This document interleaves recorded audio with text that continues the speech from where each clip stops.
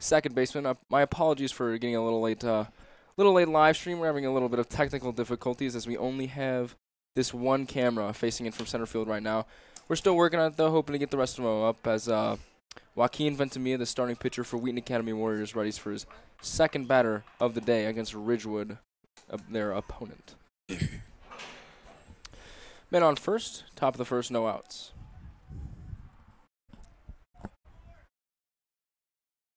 One's off the pitch.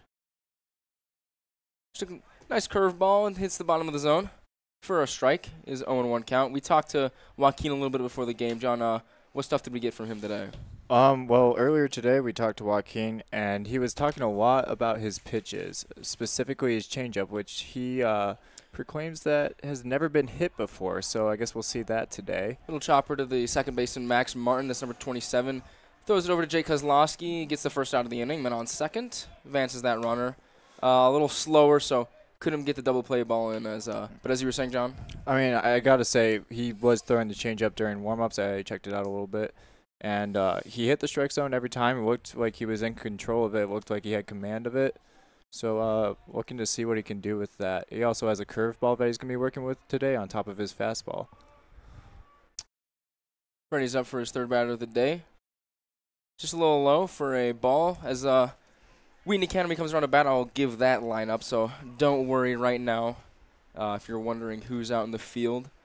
Like I said again, we're only working with this one camera right now. You know, a little new to the baseball business.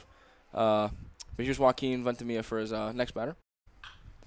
Chopper down the third base line, just foul though. Didn't get a whole lot on that.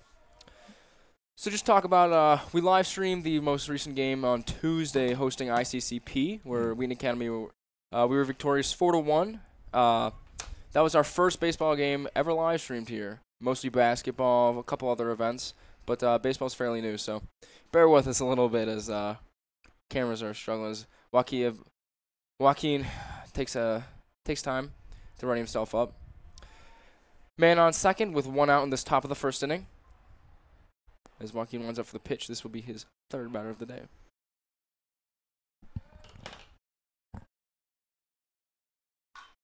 That is a high pop-up into center field. Thomas Love plays that. Oh, solid throw to third. Gets a good arm on that. As that is the second out. The second baseman did not give much of a lead. Didn't really look like he was looking to advance off of that pop-up. So that's 2 outs. That'll bring up the next batter for for Ridgewood. There's 2 outs. You know, first pitch of this game was a hit. Hopefully Joaquin can come back from that a little bit.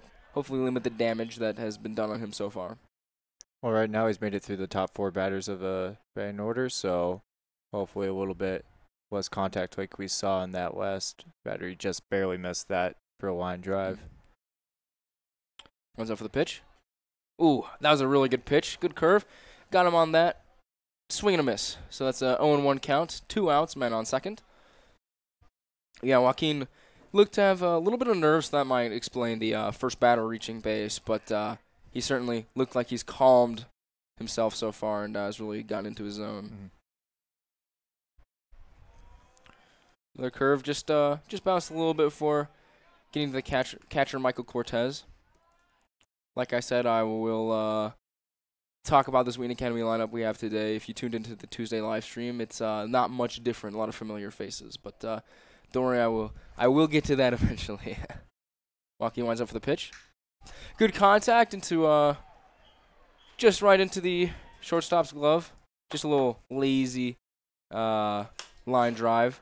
So yeah, going back to Wheaton Academy tonight, we have leading off Michael Cortez, number 8, the catcher. He's a junior. In the second hole, Max Martin, second baseman, number 27. Hitting third is number 14, Peyton Sow, who was our starting pitcher on Tuesday, but is now playing third base. Number 20, Jake Kozlowski, is now the first baseman. He was kind of the man of the match, if you will, on Tuesday against IC, as he went 6 innings pitched in a relief effort. As well as only 2 for 3 that game with a double and a single. After him is the designated hitter, J.D. Renow, number 17, hitting for our pitcher tonight, Joaquin Ventimilla.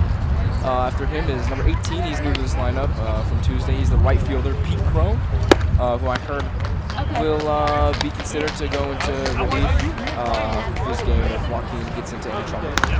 On the left, we got number 3, Sean Reed, senior. Thomas Love is in center, number 15. And Luke Roman, who just caught the last out in the first inning, is our shortstop. He's number 4. So yeah, the lineup has not changed much. What do you see from that? Right now, what I'm looking forward to the most is seeing Cortez as he's starting to get hot. He had a really, really great game yesterday, or 2 days ago, I should say.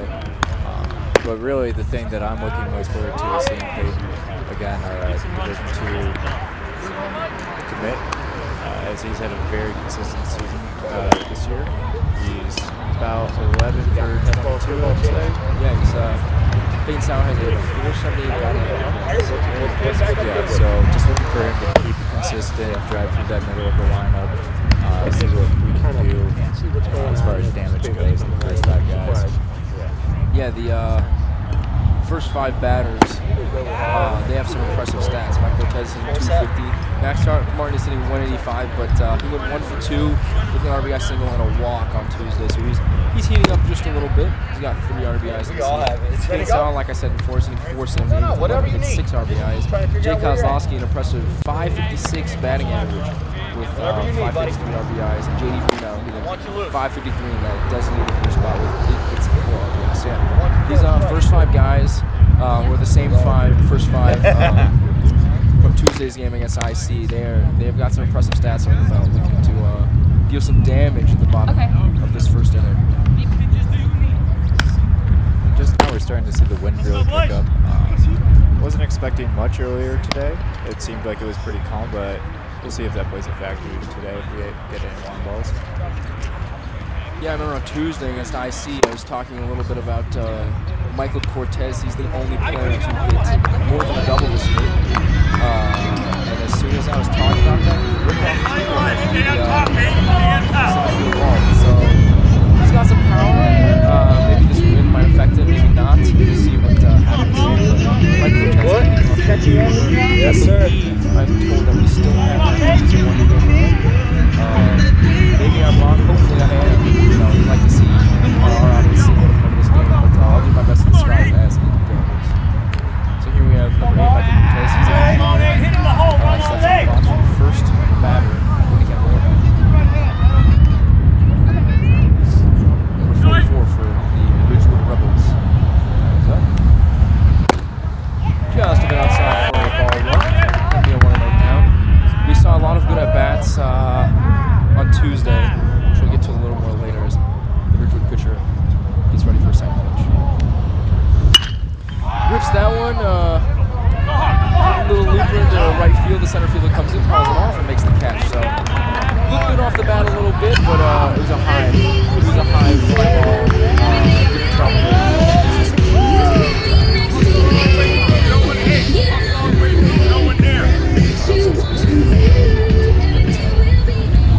Yeah, Mike Cortez swinging early in this count.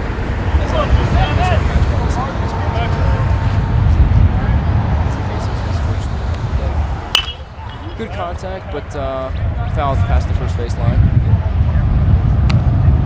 That makes it over the netting into the street.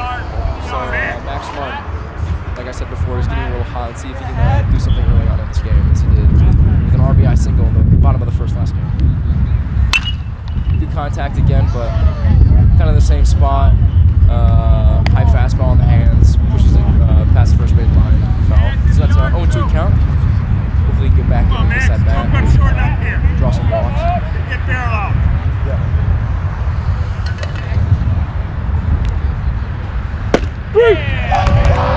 Right down the middle for hard strike 3. So that will be our second out of the day. This pitcher is dominant. I was talking to the guy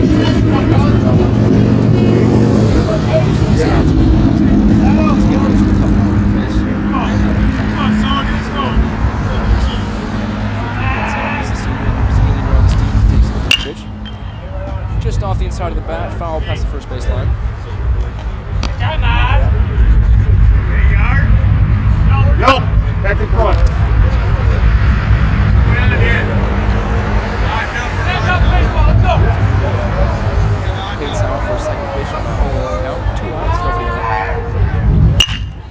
Hits that one just to the shortstop, a little grounder. Maybe he can beat the throw. No. First, to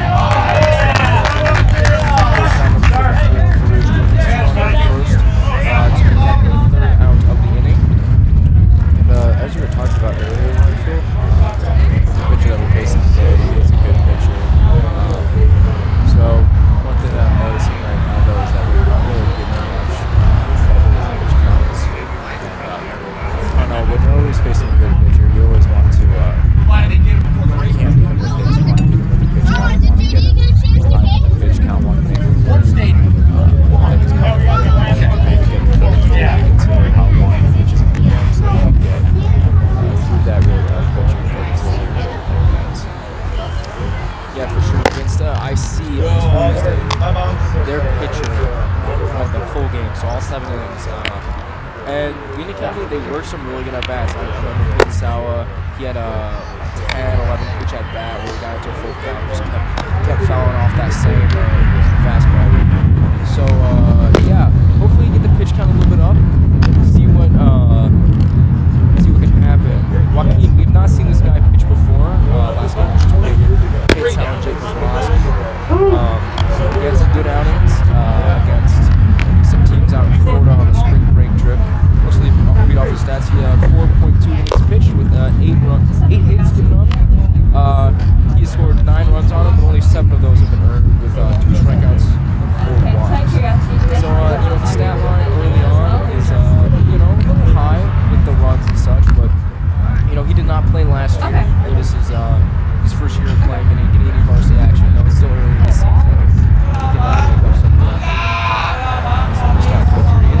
good first inning, top of the second, fresh and see what he can do. See what ends up for his first pitch. So, yeah.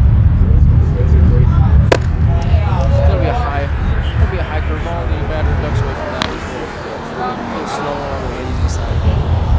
Maybe he's got away from it a little bit. We'll definitely need to see on his command as he talked about curveballs and changeups quite a bit early before this game.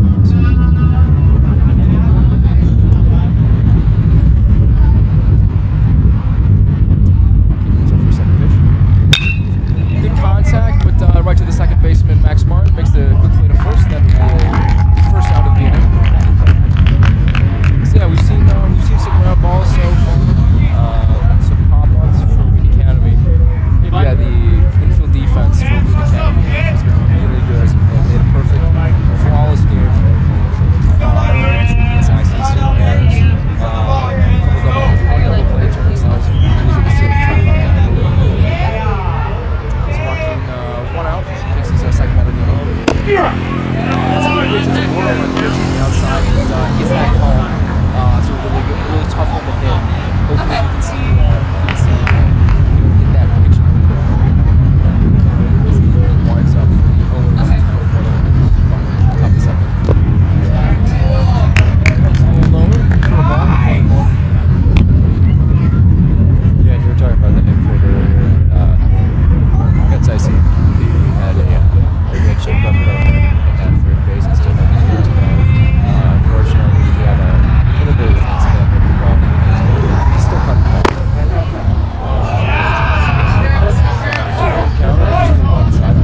But yeah, he had the ball hit his knee, I think. A little bit shaken up. He's not in the game today. Nothing serious. The coach has said that he looks like he's completely fine, but took a good day off. There's a little slow rounding. That's a great play by Luke Roman. Just makes a really good play.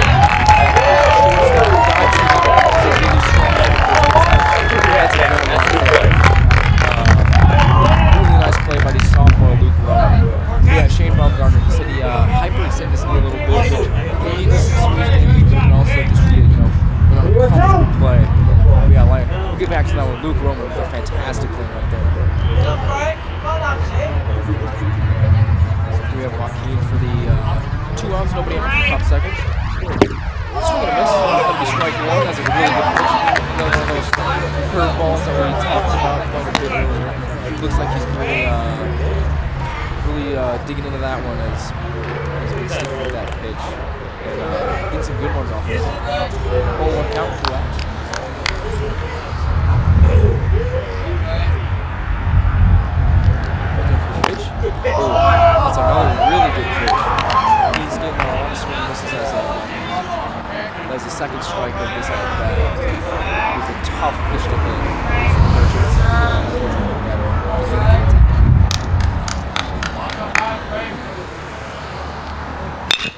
Contact off to the third base. Oh, diving play, makes the throw.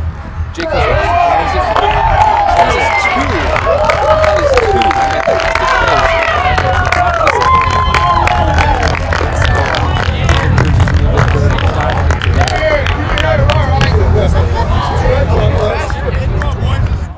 So yeah, like I said before, like we talked about before, Luke Roman is the shortstop, number 1. He's a sophomore. Max Martin, the junior, number 27. He's the second baseman.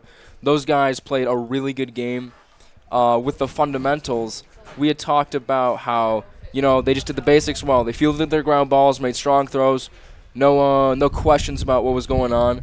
But here, we've got some fantastic plays, just some above-average infield defense where they have really shown off their skills. Those aren't the basics. Those are plays that only certain guys can make, and they've been making them. Yeah, absolutely. And Joaquin's been doing a great job keeping it on the ground in the second inning, which hopefully we always want to see that continue, never get anything into the outfield, just trusting the process and trusting our infield, as we seem to be having some spectacular plays from some spectacular players. So hopefully just continues that trend. But yeah, we had talked about Shane Bumgardner a little bit. He's a freshman, really good JV football quarterback, athletic guy. But yeah, with a little knock, and then also he was playing third while Jake Kozlowski started at first, like he did today. Peyton Sowell was pitching, and as soon as that pitching change was made from Peyton Sowell to Jake Kozlowski, those guys just flipped from pitcher to first, and so forth. So that might explain why the two seniors in the lineup, as Jake Kozlowski, like I mentioned, comes up for his first at-bat of the day. It might explain why Shane's not in this lineup. Bottom of the second, no outs. That'll be high and away for a first ball. Saw a good little two-seam right there. Yeah, this pitcher's got some good stuff that we've seen in the first inning as he winds up for the second pitch. Just high, kind of on the hands as Jake shies away from that. Jake showing some good patience in this at bat.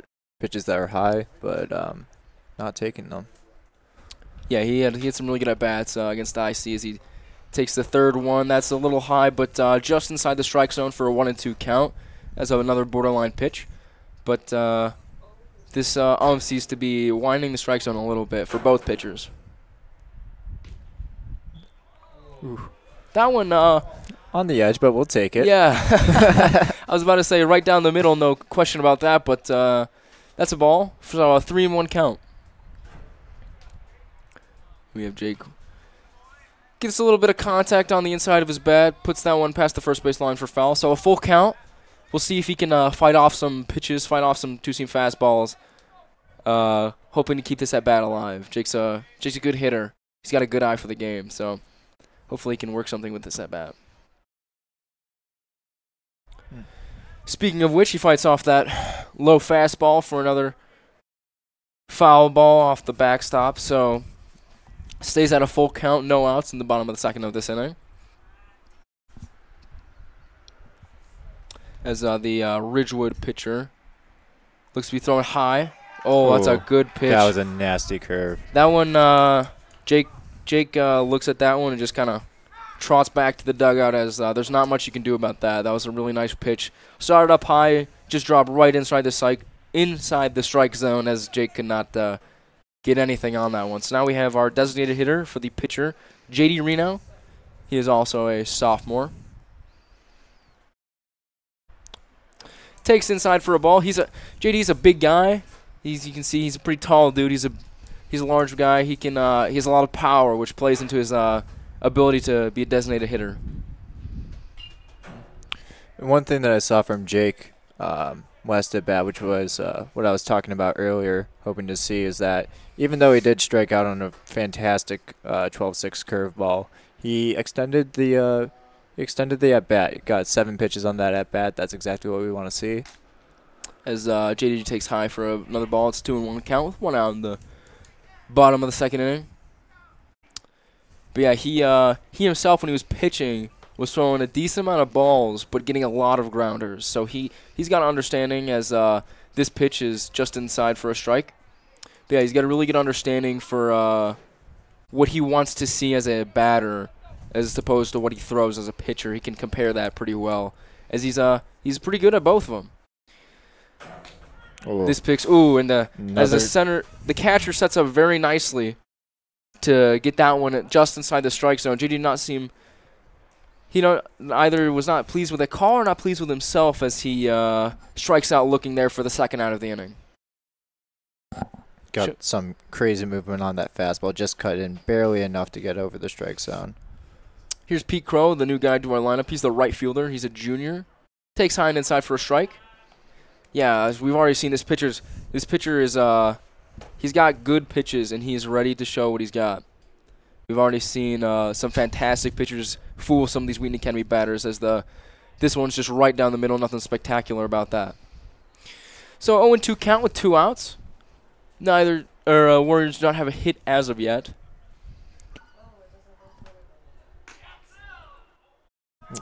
And that's a pitch that Ridgewood expected to be a strike 3, as they commented from the dugout pretty loudly, but nonetheless 1-2 count.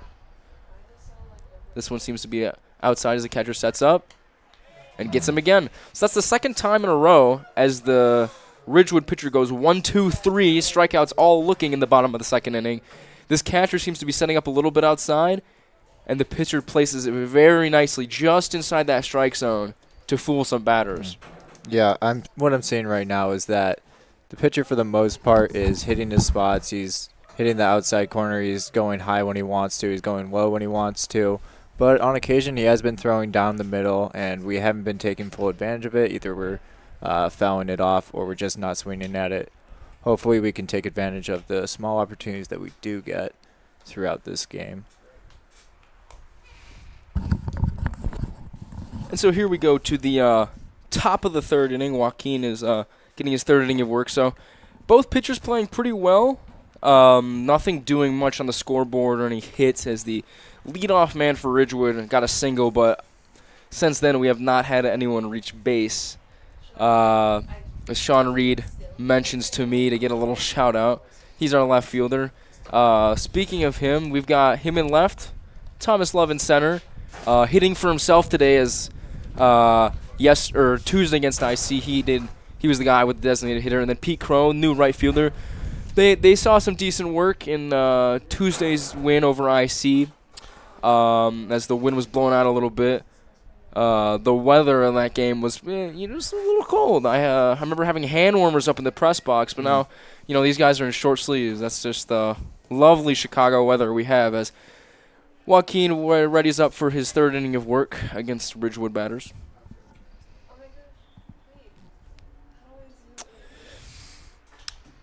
Clean inning, nobody on, nobody out, as Joaquin readies up for this batter. That's a nasty pitch as he just hits the top of the strike zone for a strike 1. That's 0-1 count.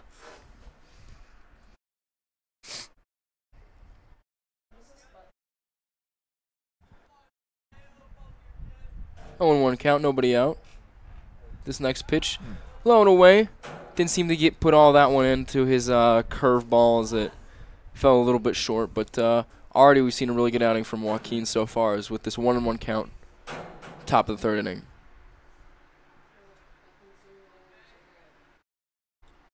Ready's up for this next pitch. Contact off the bottom of the bat. That one is in foul territory. Not playable for the first baseman, Jake Kozlowski. So that's a 1-2 count. Yeah, we've seen a lot of foul balls past the first base line. So these guys are getting a little late. I don't know if we've mentioned this, but Joaquin is one of the few lefty batters Wheaton Academy has on this roster, so or pitchers, I should say.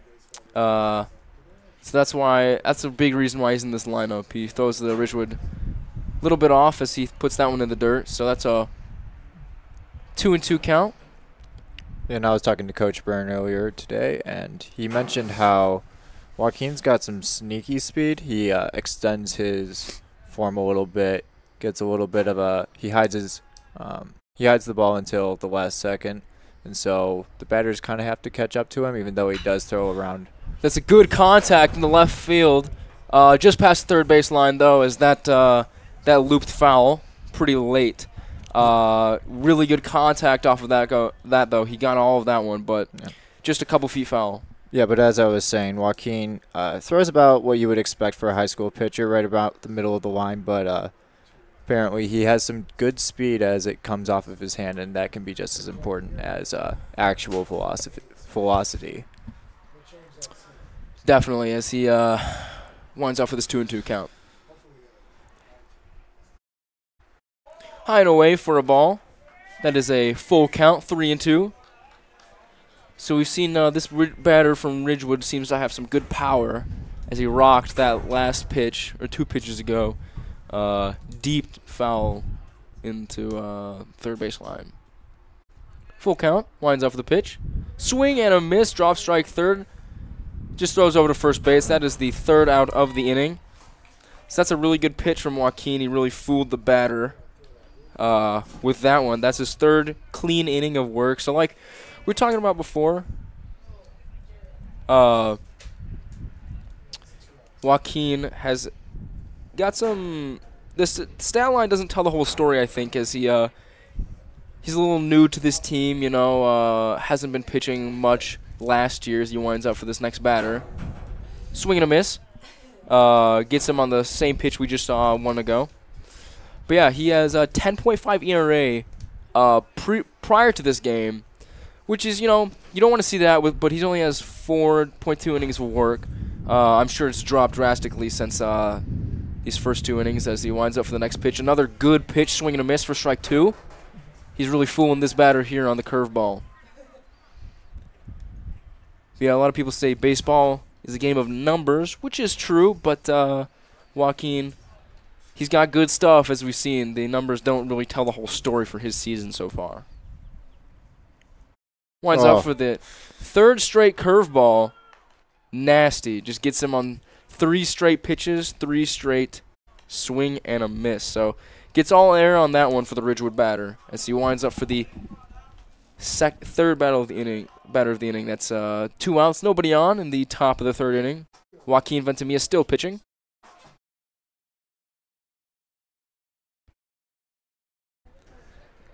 Here he winds up for the first pitch of this at-bat. That's low and away for a strike 1. My apologies. Didn't quite see that one, but 0-1 count, 2 outs in the top of the 3rd inning.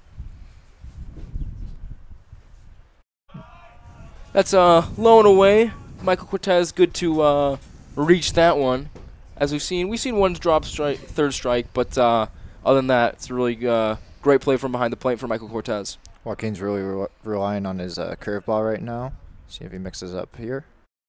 Nope, goes right back to it with the outside. Yeah, it's a big curve for a 2-1 count.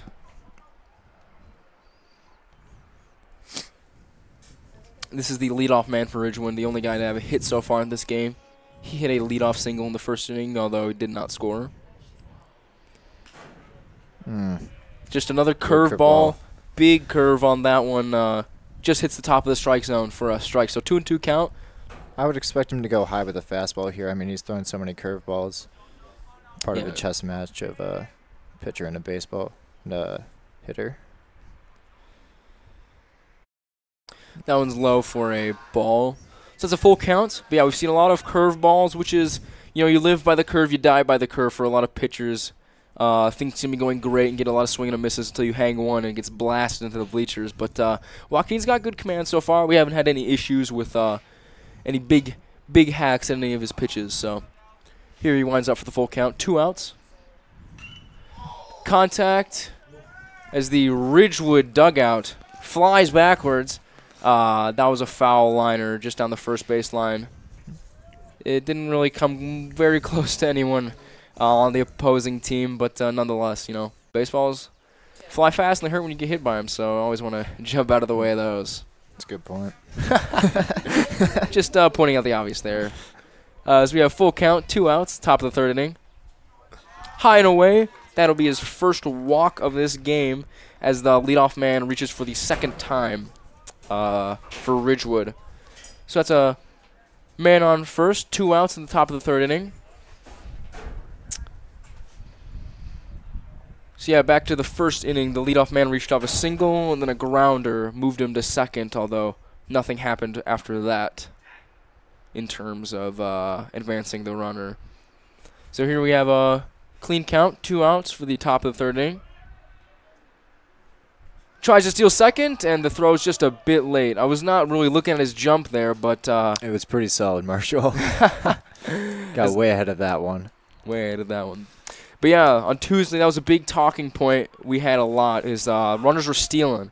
Especially, leadoff guys or on-base guys, guys that like to run. So we've seen a lot of that from IC, and we're seeing it here with Ridgewood. I'm sure we'll talk about that a little later on. As 1-0 count, 2 outs.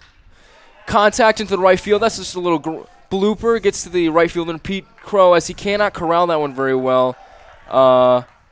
Another misplay by the shortstop. Although it looks like they can get him. He is safe. Oh. And some more issues for the hitter there as he makes the second. So that would be a single into shallow right field, a RBI single. And so that is the first run scored for Ridgewood, 2 outs in this inning. So what happened there was a shallow single into right field, could not play it off the bounce. Pete Crow, the new right fielder we have. I'm not sure if he would have gotten the base runner to hold him from not scoring, but certainly that added into the single getting turned into a double. So that'll be a single, turn 2 on an error. We'll still get that RBI. So 1-0 Ridgewood, 2 outs, top of the third inning. Joaquin lines up for the pitch. That is a lone away for a ball 1. Right now, I think Joaquin's really got to switch it up from the curve. He's relying on it way too much. Might not be up to him. Might be the coach is just calling it out. But be great to see him get some more consistency in the strike zone with a fastball here and there, even though this is the hot spot of their lineup. Yeah, who knows? Maybe Michael Cortez has been calling for that a lot. But here's the next pitch. That's a high curve. Yeah, I feel like I've been talking a lot about curveballs that are just looping over the strike zone. He's had some really good pitches off of it, though, on some lefty and righty batters. But 2-0 count, 2 outs. Definitely want to be careful with this as there's a man in scoring position on second base. So that's a chopper under the second shortstop as he gets the throw to first. He is safe. That was a tough play to be made as the ball almost hit the runner going from second to third. So Luke Roman, the shortstop, might have had a little bit of hesitation, but that's a speedy guy who hit that one. Yeah. Slow chopper. Just a showcase of effort right there. He was hauling the whole time. Would have been a hard play even if the runner wasn't right there. Just looking to get him next time. Yeah, as Joe Madden says, always respect 90. Running from first to third, you always want to make sure you're hustling, sprinting. You never know what can happen as we got men in first and third. 2 outs in this inning. Hopefully Joaquin can get out of this. It's a big pressure spot for him. We'll see if he goes to a fastball or sticks with his curveball. That's come back to bite him a little bit in this inning. Winds up. That's a really high for a ball, so looks like he's sticking with a curve, It's might be trying to get surprising. some strikeouts. Yeah. I'd love to see the spread on it right now. It's got to be 50% curveball. I don't know. I haven't really noticed the changeup as much. Harder to pick up when you're looking on this cam, but maybe give that a try. Definitely. We'll see what he does on this 1-0 count with 2 outs. That's a little chopper down the third baseline foul. So that's a good pitch right there. We've seen a lot of curveballs. He's got a lot of really good curveballs that have fooled batters into swinging at stuff that's really low and inside. We got one there as the hitter hit it right off the inside of the bat, foul. So we have 1-1 count, 2 outs on the top of the third inning. 1-0 Ridgewood.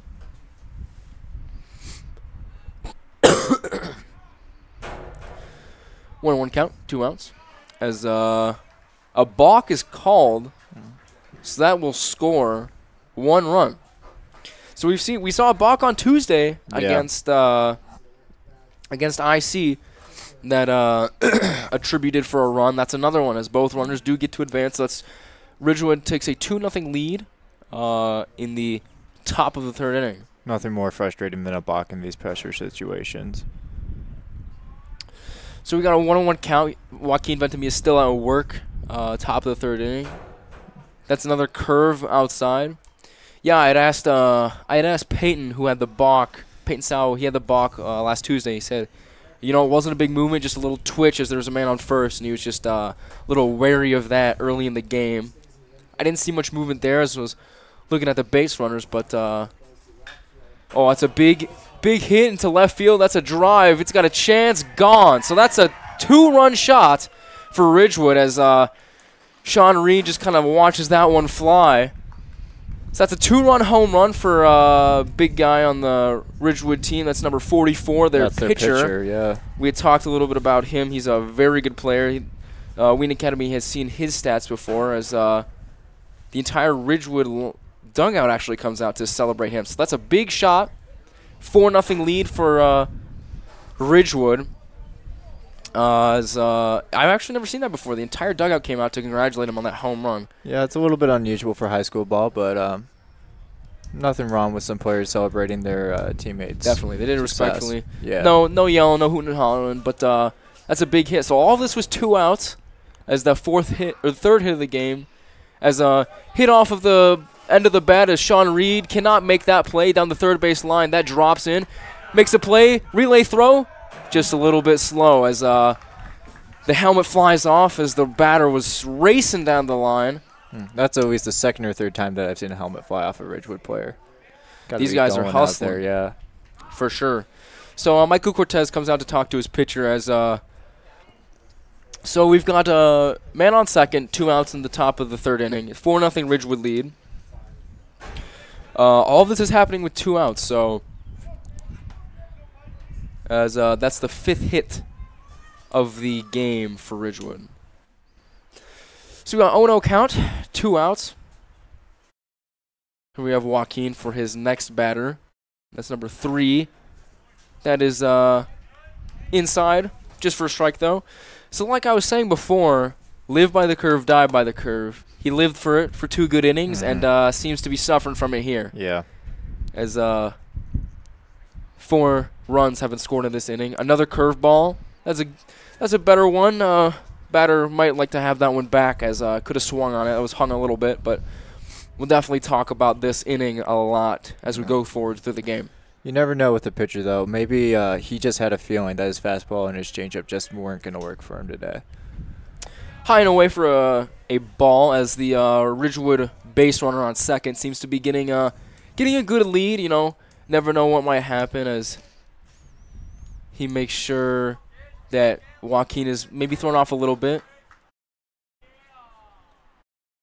Here we have next pitch of the at bat. Inside for a ball, so that's a 2-2 count. Started out 0-2, that's 2 straight balls.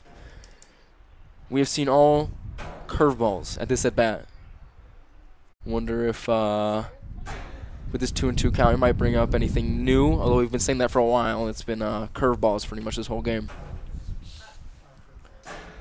That's a hit all into the right of the second baseman. Max Martin makes the play to Jake. So the inning is over, but nonetheless, damage has been done. As I said before, we live by the curve, die by the curve. You can have a good game going on as we had seen for the first 2 innings, but get some hits off of him. Nothing too spectacular. It's just been some singles and an error that advanced the runner, but he definitely hung one curveball that got smacked into left field for a 2-run home run. And that's just really to give compliments to Ridgewood right now. I mean, they definitely weren't afraid of it, weren't intimidated by it, and Joaquin, he's got a good curveball, plenty of movement, generally gets it where he wants it to go. Sometimes he'll miss a little bit high, but nevertheless, Ridgewood's just been smacking the ball, and sometimes you just got to give props to the other team. They're really doing good out there. Definitely. They it seems that the beginning of this lineup for Ridgewood, the first couple of hitters, seemed to be fooled by the curveball a little bit, but as they came back around, they definitely figured it out a little bit more as the Rebels have put 4 runs on the scoreboard off of 5 hits. Warriors have not gotten a hit so far this game. Hopefully Sean Reed looks to change that as he comes up So yeah, this is an average sized park. No, we haven't not seen a lot of home runs. The Warrior team has not hit a home run so far this year. Michael Cortez has 2 triples. Besides that, it's all been singles and doubles. But here comes Sean Reed up to bat, number 3, the left fielder. He's a senior. Hopefully he can fix some issues that the Warriors have gotten. Good swing, but a little late on that fastball. So we've talked a lot. This pitcher's he's got good stuff, and it's been on display so far. Good contact off the inside of the bat, though, just foul off the netting. And right now, as we're seeing, we're not even through our lineup once, and we're seeing Ridgewood getting through the second half of their second lineup in this game. Really trying to get some batters on base. We haven't had any batters on base so far. It'd be great to see some hits, some contact, maybe a walk, draw out the strikes, draw out the balls, just see what we can make of these at bats. Good contact right into the loop, right into the gap. So Sean Reed with his first hit of the Warriors' day. That's a single right in between the shortstop and the second baseman. Shallow center field. So Sean Reed gets it going a little bit for the Warriors. Hopefully the bottom of this lineup can produce something, as so far they've been shut out. But yeah, like we were saying, this pitcher's he's faced 7 batters now, and struck out 4 of them, all looking. So here comes the center fielder, Thomas Love. That's a strike just on the top of the zone. I was talking to Thomas before the game. He has usually had the designated hitter for him, as the pitchers, Jake Kozlowski, Peyton Sawa, they're regular everyday guys that can hit. So as the pitcher just looks to Sean Reed, make sure he's not getting too much of a lead. Thomas, sorry about that. Thomas Love definitely has also had to take his lumps, get those reps back in, though, because he was the lead in our musical here at Wall. He did get to practice about the pitch gets the bunt down. That'll advance the runner to the second. That's a good play. That's a good bunt. Man on second, as you were saying. But as I was saying, yeah, Thomas was about a week and a half later to practice than everybody else because he had to deal with the musical. Obviously, our great show that we put on this year. But nevertheless, he's had a little bit of catch-up to do. Finally starting to see him get into the lineup a little bit more, get those reps that we all know that he can take. And he's a really good hitter, flat and simple. But right now we're seeing him in the 8th spot. I think partially just because, you need that experience going into the season. Luke Roman, the shortstop, gets a little grounder to the shortstop on Ridgewood and gets out at first base, but it nonetheless advanced the runner. But yeah, like we were saying, Thomas Love getting reps in. I might say poor Joseph, as he was the lead role. He does not have a batting average so far. He's been hit for a lot of the time with the designated hitter. I told him before this game, as we got the lineup, that he was hitting today, and he seemed pretty excited. But yeah, as he gets a sac bunt down to advance the runner second. Now the runner's at third. 2 outs to the top of the 3rd inning. Here's Michael Cortez for the at-bat. That's just inside for a ball 1. But yeah, hopefully Warriors just need to work back into the lead, chip away at it. This is a perfect spot here, as we got a man on third to do just that. Just inside the strike zone. That's a really good placement for the pitcher to get that one. So it's a 1-1 count, 2 outs, man on third, like I said before. Swing and a miss. That's a foul tip, I should say, as that's a good play. That's a good pitch, I should say, by Ridgewood Rebels, number 44, their pitcher. 1-2 count. Mike Cortez, the catcher, takes the next pitch. Gets a little slow roller. That's down the first base line, foul, though, as doesn't get very far. But yeah, Michael Cortez, he's got 7 hits and 4 RBIs on the season. He's got the most at-bats on this team as a junior. Here he is, trying to get the first, trying to add to his RBI total as man on third. Just outside, as the pitcher is looking to get that call he goes to with an 0-2 count. This pitcher seems to be pretty predictable, but nonetheless, He's got good stuff, and Warriors haven't been able to hit it very well. That's contact off the end of the bat towards right field. The right fielder comes in, makes the catch. So that's final out of the inning. The Warriors strand one as they cannot get Sean Reed, who led off with a single to score. But yeah, like I said before, I don't know if anyone has noticed this, but the Ridgewood pitcher has motioned for his catcher to set up outside of the zone, and he's just been nailing right on the. As we got some equipment flying around here. It's pretty windy up in the press box. But yeah, the Ridgewood pitcher has been nailing the inside of the zone, or the outside of the zone, I should say, for strikes. So it's fooled a lot of the Warriors so far. He got Michael Cortez to ground out there. So we go to the top of the fourth inning, and we have a pitching change. So this is Peter Crow coming in for Joaquin Ventimilla. He was the right fielder. So now right fielder's now Sean Reed moving from left to right, and J.D. Renow comes into left. He was the designated hitter before, so there seems to be no DH anymore, as J.D. Renow will probably hit for himself, as to be expected. He's a good guy to have at the in the batting box. So we didn't expect Peter Crow to come in this early, but he was expected to relieve this game, as Coach Burnett talked about that a little bit before the game. Yeah. Peter, he has some gas. From freshman year, even starting out freshman year, he threw very hard. Probably the hardest thrower on our team. Not a lot that you can say bad about his pitching style. Sometimes he throws wild, as we see right here. Goes to the backstop. Cortez was definitely not prepared for that.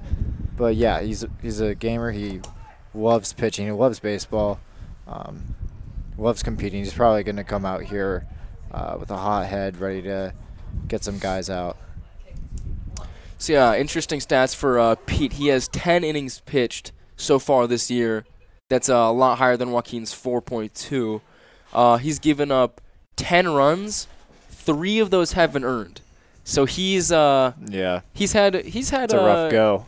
Yeah, he's had a little bit of an excuse, I guess one could say, for those 10 runs. His ERA is 2.1. It's a pretty good ERA.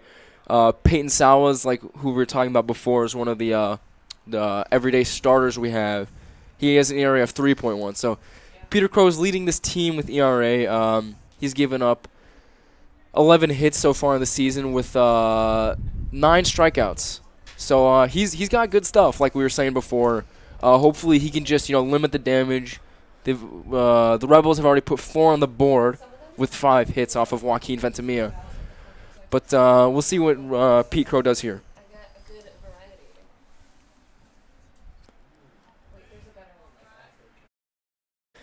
Pete Crow, just straight down the middle on top of the zone for a strike. That's a nice pitch right there to see. Deviated from the curveballs that Joaquin was laying into pretty hard. For his second pitch of the outing. Contact off the end of the bat, just down the third baseline, foul. So we have a 1-1 count. 1-1 count as the scoreboard says. Here's the third pitch for Pete Crow. High and away for another ball. So 2-1 count. But yeah, hopefully we can see a good outing from Pete, as Ridgewood has already got some stuff. They've already established that they can hit the ball. They can hit it hard, as puts that one in the dirt for a 3-1 count. Seems a little put off by that pitch. Pete doesn't like where that one landed.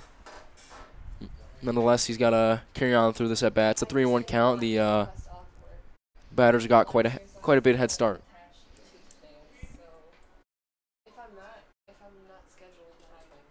That's low and away. So I believe the scoreboard is a little off. That's a strike? So we got a full count. We got a full count, I think. A little bit of confusion between the scoreboards here. Set is low and inside for a walk. So that's a man reaching first. That's Pete Crow's first batter. Reaches.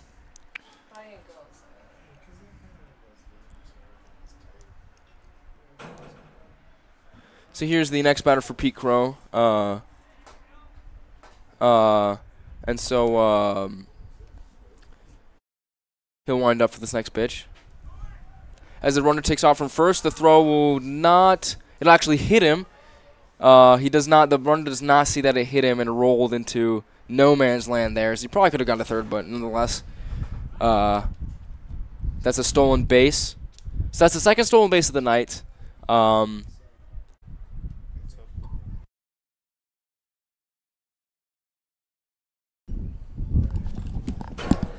So that's a man on second with no outs. Sorry, we're having a little bit of technical issues. Got it worked out though.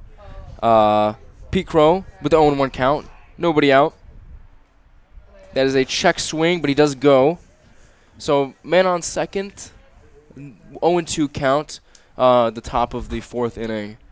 So hopefully Pete can limit the damage a little bit that was done on him with the walk and the stolen base.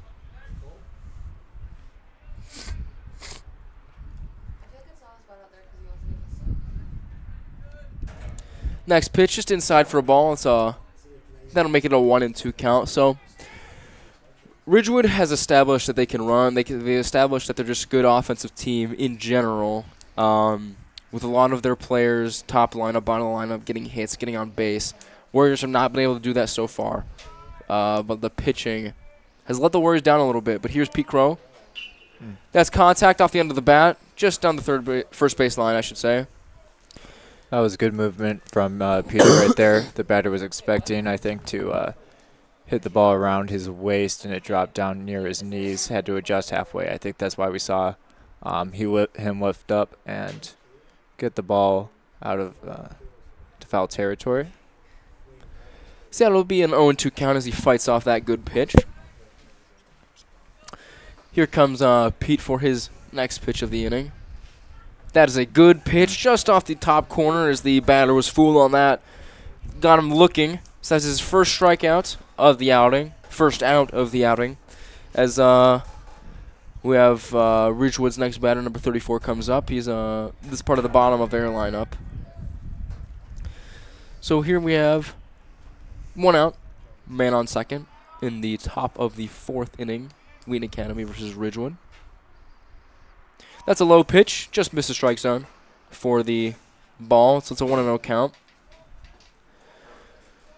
But yeah, definitely. I was talking to some guys before the game. I asked Jake Kozlowski, Payne Sal, what are we looking for this game? And they're aware. They knew. They said Ridgewood is good and they can hit very well, which we've seen in full display so far. They weren't lying. As Pete Crow lines up for the 1-0 count. Top of the strike zone, that's a good pitch for a 1-1 count. As Cortez says a couple words to his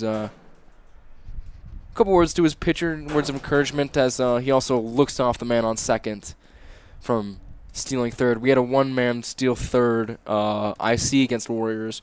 They ran a lot. Ridgewood seems to be kind of adding to that. Slow chopper down the for the shortstop. Luke Roman gets the out, advances the runner to the third. That's another good play. Charges that one. So 2 outs. That'll be the second out of the inning.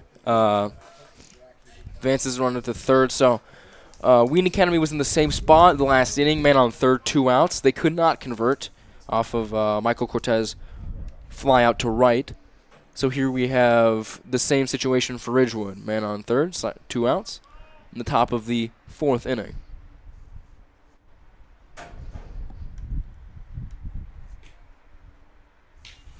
That's a chopper down the third base line. Gets to Peyton Sawa, throws to first. That's a strong throw, and both teams strand that runner on third. So end of the fourth inning, 4-0 visitors, who are Ridgewood Rebels, over the Wheaton Academy Warriors. So we've seen some pretty average play so far. Both pitchers putting in their work.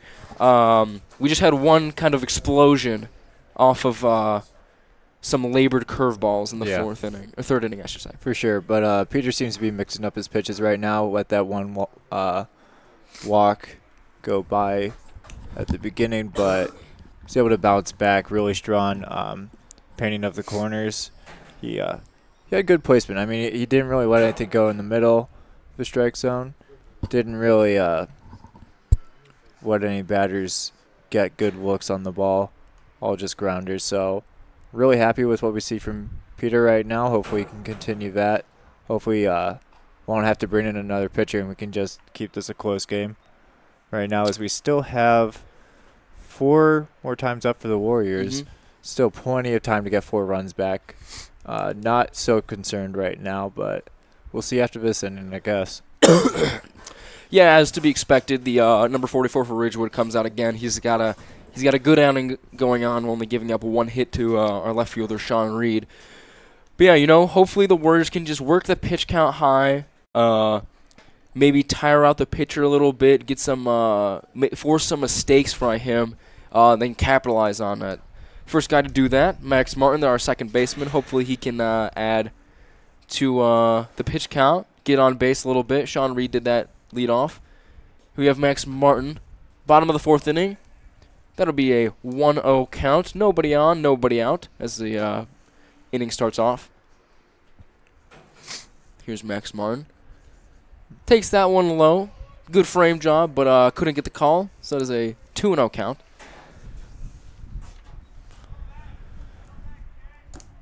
Max Martin is gets a good grounder just to the shortstop as he makes a strong throw to first. Gets out on that one. I was going to say he's 0-1 today. He is 0-2 now. He's got a good look on that fastball right there.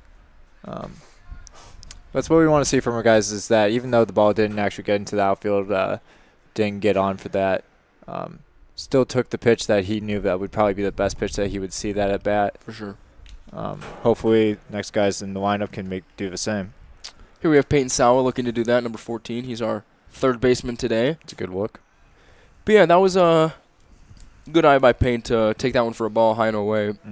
But Max Martin, like we were saying, got some good strength on that one as Payne Sawa just gets out of the way of that one for a 2-0 count. That was high and on the hands. Did not seem scared of that ball at all. Yeah, unfazed, as one might say. But yeah, Max Martin, he put that one right into the gap, but as Payne Sawa, it's a high foul ball down the third base line. That'll probably land in our Performance Trust football field. That is right behind us. This is a 2-1 count with 1 out so far. But yeah, Max Martin put that one in the gap with good movement on the infield for Ridgewood to get an out. That is low and away on a curve for third ball. So that's a 3-1 count. He's got some room to work. Payne Sawa, our third baseman. He's got a good eye, as we were talking about before, as the pitcher sets up away. Puts this one into deep left field. That'll roll all the way to the wall. Payne's turning to look 2, as he will have a sliding head first into second base, as he pats his bicep right there, showing off the muscle. Definitely good to see some swagger by the Warriors. They're down 4-0, but they're not going away easy. So that's a good hit. That's a good double for Payton, one of the senior leaders. Here's, like I was saying, another senior leader, Jake Kozlowski. He had a single and a double against IC. Hopefully the Warriors can put together an inning here. So man on second, 1 out. Takes that one up top, but is a strike. Maybe Jake might like to have that one back as the curveball hung just a little bit, but nonetheless, 0-1 count, 1 out. Payton getting a decent lead, but nothing too much to worry about for the Ridgewood pitcher as he looks back. He gets jammed up on that one. That is a lazy foul ball, or pop up to the first baseman. That one was right on the hands and got contact just off the top of his bat. So that's a pop out to the first baseman. 2 outs, man on second. Really hoping we can make something out of Payton's double here, as so far we have no hits with batters on base, as this is our second batter on base so far. Not much to work with. Here's the designated hitter, or left fielder now, I should say, J.D. Reno. Hit by pitch. Gets hit by the pitch there. I looked down to look at my scorecard, and I missed that one. Little soft curveball, got him right about the thigh area. Nothing to worry about. Also did not seem scared of that ball at all. He's a big guy. He can take a hit. Nothing to clear the benches, though, as he just trots over to first base. So that brings up our new pitcher, Pete Crow, looking to do something here. He's got 5 RBIs on the season off of 4 hits. That'll take one on the top of the zone. That's a good strike. It's a borderline pitch, but good frame job. So you got men on first and second. You know, the Warriors haven't had a lot of hits, so they would hate to leave another guys on. Hate to strand some runners, especially with Peyton's double early on. As Pete Crow lines up for the 0-1 count. Ooh. Almost got him again. Yeah, it's another curve, so we'll look to make sure to look at that. You know, the command might be getting away from this what has been a dominant performance so far for the Ridgewood pitcher. Could be getting a little bit tired, but I don't see why the coaches would be pulling him anytime soon as long as he doesn't give up any runs. Doing so good right now. 1-1 count. Top of the corner of the zone. So that's a 1-2 count. So Pete has not swung so far on this 1-2 count at bat. Pete did not swing on his other at bat either as he got caught looking couple strikes. That's away. That's a good eye. That's a good eye. As he doesn't bite on that one. So he's got a good eye. He knows what he wants. He knows the pitch that he wants, Pete Crow. So hopefully the new pitcher, new reliever in this game can work something off of this. Gets good contact. Just a lazy... what could have caught into the shallow right field just ends up going straight to the second baseman. So unfortunate for the Warriors as they leave 2 more guys on base. So that'll be something to talk about. You know, the Warriors, they've worked themselves back into the game a little bit by getting 1 single for Sean Reed and then a nice double by Peyton Sowell, but they haven't been able to work themselves back into the game on the scoreboard, which unfortunately is the only part that matters. Absolutely. And you know, it's tough as a hitter when you get a nice little extra base hit and then see 2 outs go by, 3 outs go by, and nothing really happens. It's always tough, but, you know, I have faith in our guys that we'll be able to get some runners in off of those early base hits. Definitely.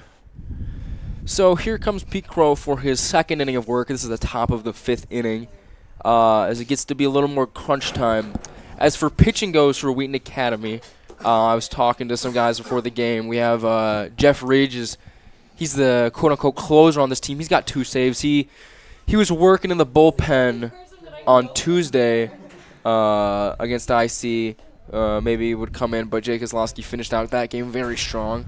But yeah, no real reason to look at a pitching change right now. As Pete Crow, you know, he's doing his work.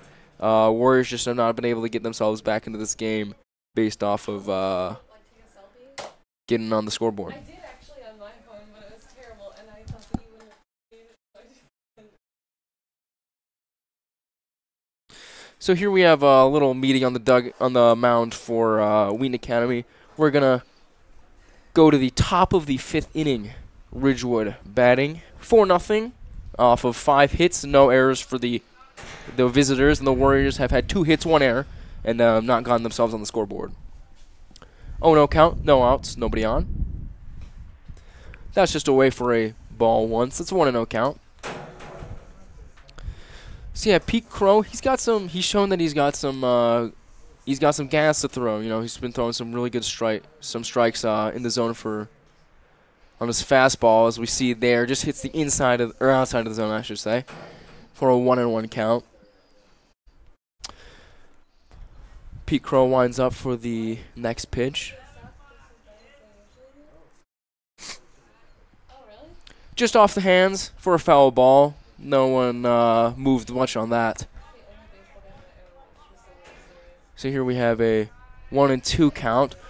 Yeah, but Warriors look to just get quick defensive innings so they can get back to offense as we have the bottom of the lineup coming up for the 5th inning. But nonetheless, we got to wait. Throws that one in the dirt for 2-2 count. We've got some other events happening today. I believe there's a softball game going on right now. And then later tonight we have a varsity girls soccer game as Pete Crow lines up for this 2-2 pitch. High and away for a ball, full count. But yeah, so if you're watching this and you want some more Wheaton Academy Warrior action, girls soccer game I believe is against Matea Valley tonight around 6:30, I believe, is the start time of that game. But back to baseball, we got a full count, no outs. Swing and a miss, drop strike third. Hopefully Cortez can make it to first base, and he does, as happens most often. This is a good strikeout for Pete Crow in his second inning of work. He's a big strikeout guy, as he's got double-digit strikeouts. That'll be his 13th on the year, if my counting is correct. But nonetheless, we got one out, nobody on in the top of the 5th inning. Pete Crow winds up for the pitch. Just below, missed the strike zone. So that's first ball of this at bat.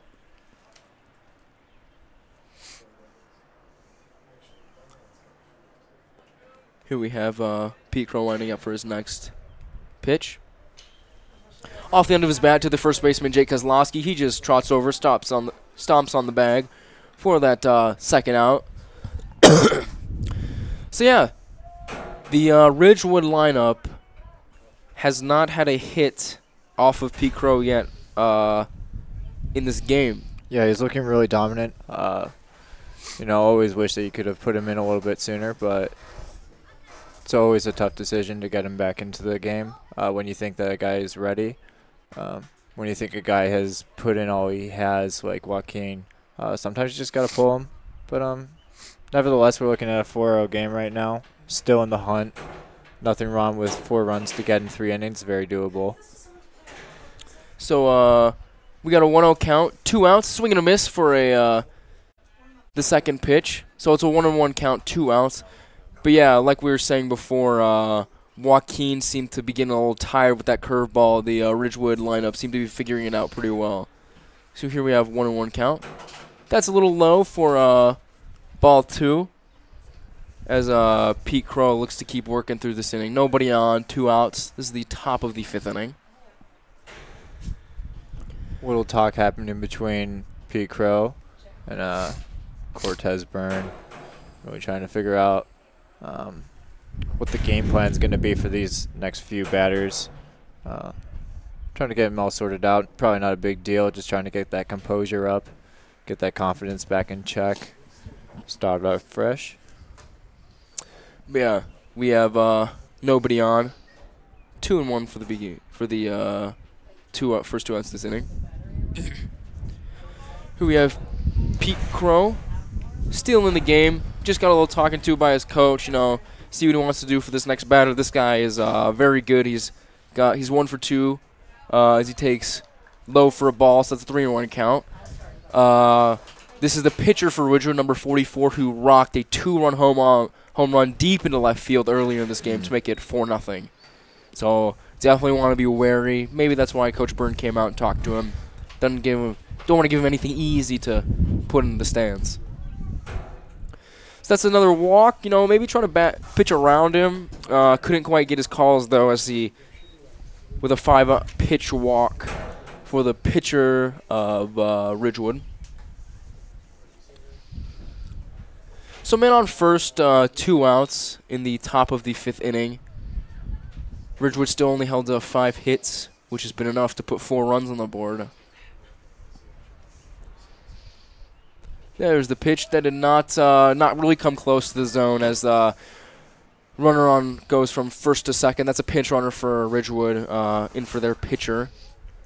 So yeah, that one was really inside. Cortez didn't have much chance of that, as that's a wild pitch that advanced the runner from first to second. So Ridgewood trying to make something out of nothing kind of in this inning, as they've had a 2-out walk. Man stole second on a wild pitch. Off the end of the bat for a foul ball. So it'll be a 1-1 count. We've had a lot of long defensive inning for the Warriors. Yeah. So that might play into the fact of the batting has not been effective, although, it could be just really good pitching by Ridgewood.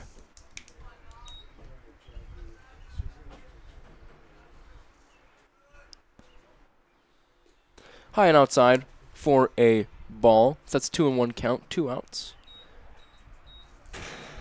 But yeah, like we were saying before, Jake Kozlowski, he's a pitcher.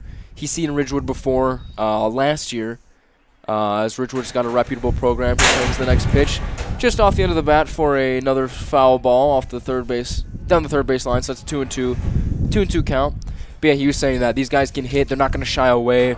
I asked him, what's key to this game? How are you going to win this game? They said, don't give him anything easy. Make him hit your hard stuff, which that's up for debate if they've hit the hard stuff so far, Ridgewood, as they've gotten some hanging curves. 2-2 count, 2 outs. Off the end of the bat for another same foul ball down the third base line as Payne Sawa trots over to grab that one. Throws it back to his pitcher. But yeah, Pete Crow's done a pretty good job of mixing up his stuff though. Yeah, for sure. He's finding his off speed right now. He's got some decent movement on that fastball that kind of throws batters off. You always think of a fastball just going straight in, but now with Pete Crow, he always has a little bit of a spin to it. Gives a new look as call time for batter, I believe. Steps back into the box though. 2-2 count, 2 outs. Ridgewood hoping to do what Wheaton Academy didn't and not leave runner stranded on base, especially in scoring position. That's inside for a ball, so full count. Like we were saying before, I believe we had a couple hits and then the 2-run home run all on 2 outs earlier in the third inning. Hopefully that doesn't come back to bite the Warriors again as Pete Crow winds up down to the third baseman, Payne Sawa, I should say. Whoops. Pay Crow. Something like that. Maybe they look similar or something like that. Anyways, that'll be a ground out to the third baseman as he gets the third out of the inning. So they'll top it off. But yeah, they didn't. Wheaton Academy looked to learn from their mistakes. Not give up anything 2 outs as they could have just finished off the inning earlier, not give up 4 big runs. So here we have bottom of the 5th inning. So we had the same pitcher coming in for Ridgewood. John, how do you think the Warriors are going to win this game? I think we're going to win this game by mainly just getting the pitcher out of there. Make the coaches uncomfortable with how he's performing. The only way we can do that is either by fouling off all of his strikes that are on the outside or by just smashing the ball. Right now, smashing the ball doesn't seem like the biggest option since we only have 2 hits, but never really know if we can get hot at any moment. That's how baseball works. It's part of the beauty of the game. Might be able to start some fires right here as the boys are coming down to their second to last hitting attempt, or third to last. My apologies.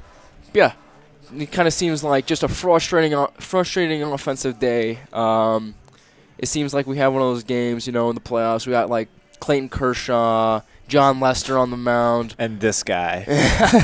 Put him in some bold company. I think I made a Jake Arrieta reference for Jake Kozlowski on Tuesday. Also called him Chris Bryant. So he seems a little bit flattered, but, MLB season kicking off this year. It's always exciting stuff. But, yeah, dominant pitcher on the mound, just trying to, make him make mistakes with a high pitch count or just getting him out of there, getting a reliever in the game. But here's Sean Reed. He's 1 for 1 on the inning with a single as he makes a hack at that one. Got fooled by that one. Definitely. Seemed to be coming up high, right in the sweet spot of the zone, but the drop down by the shins where Sean Reed could not make any contact. So 0-1 count, nobody on, nobody out in the bottom of the 5th inning. That is a foul ball off the inside of the bat. Sean Reed, only one of 2 players to have a hit in this game. He got that single back in, I would say, the 3rd inning. Yeah, the start of the 3rd to lead off, and unfortunately nothing came from that. Yeah, he's had some good base running as he has reached 3rd this game as the catcher sets up outside for that 0-2, but can't get the zone. So that's a 1-2 count. Sean Reed, good eye to stay off of that one. Maybe the Wheaton Academy Warriors have been seeing this pitch, has been expecting it on an 0-2 count or any count with 2 strikes as he sets up for the same thing. Gets a good hit off of that one. If this shallow center field.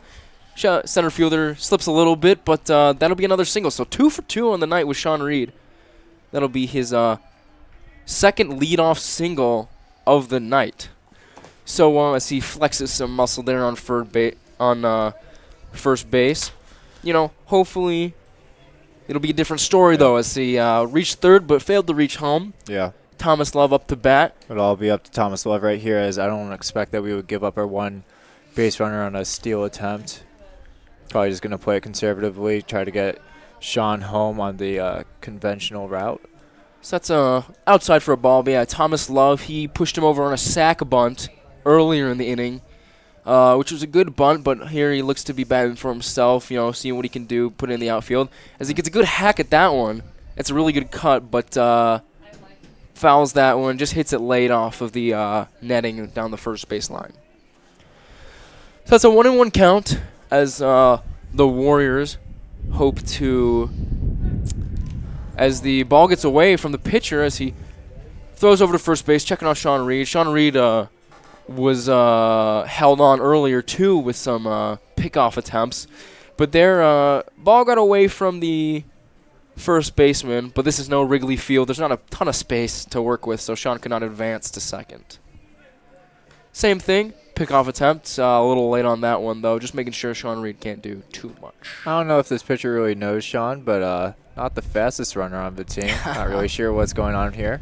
Maybe a little bit of an aggressive lead. Looks like 3.5, 4 steps off. We have the pitch to Thomas Love. That's low as Thomas shies away a little bit from that one. So it's a 2-1 count. Hopefully Thomas can build a favorable count up at this at bat.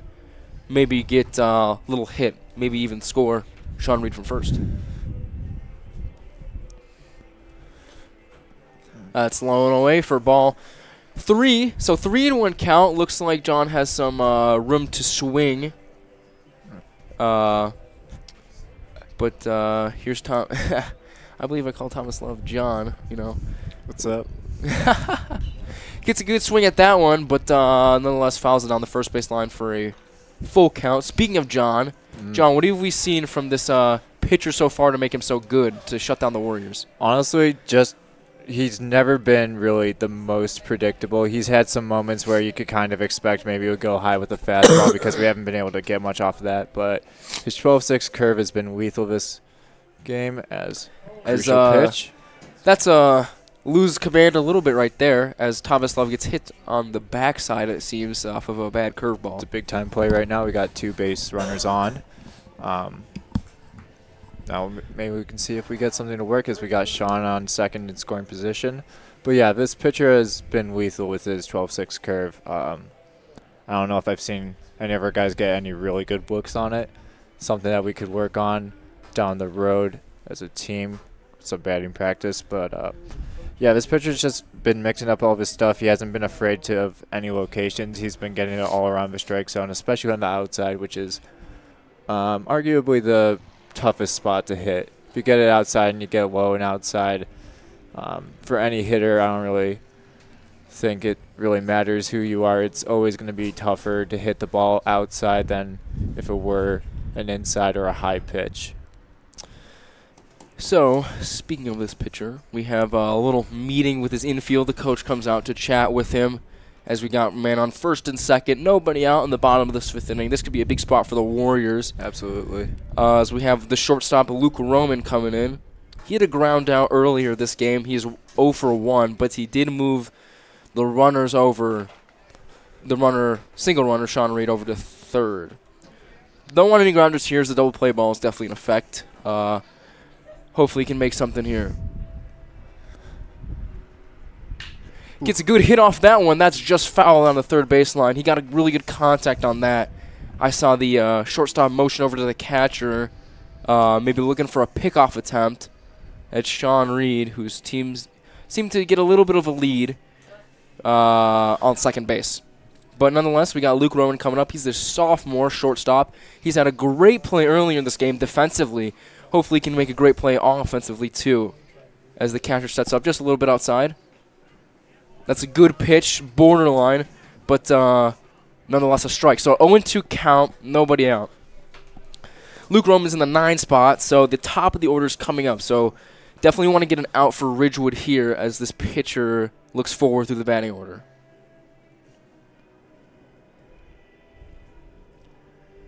Winds up. That is outside. That's a good eye. That could have gone either way, but Luke Roman holds off and gets his first ball of the at-bat. So a 1-2 count.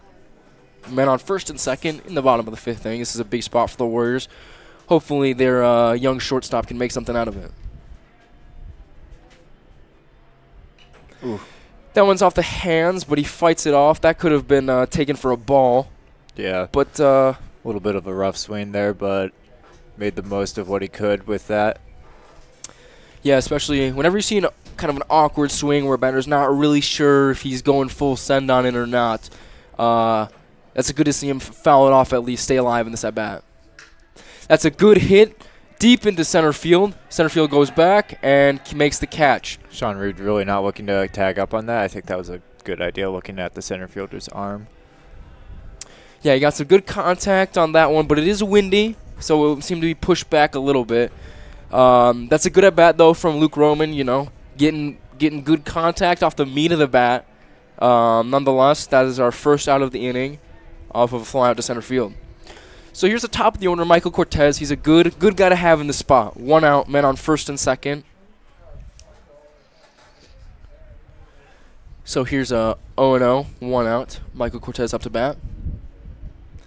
Low and away. Michael Cortez looked to get a windup on that, but held off. You know, that's not a pitch you want to swing at all.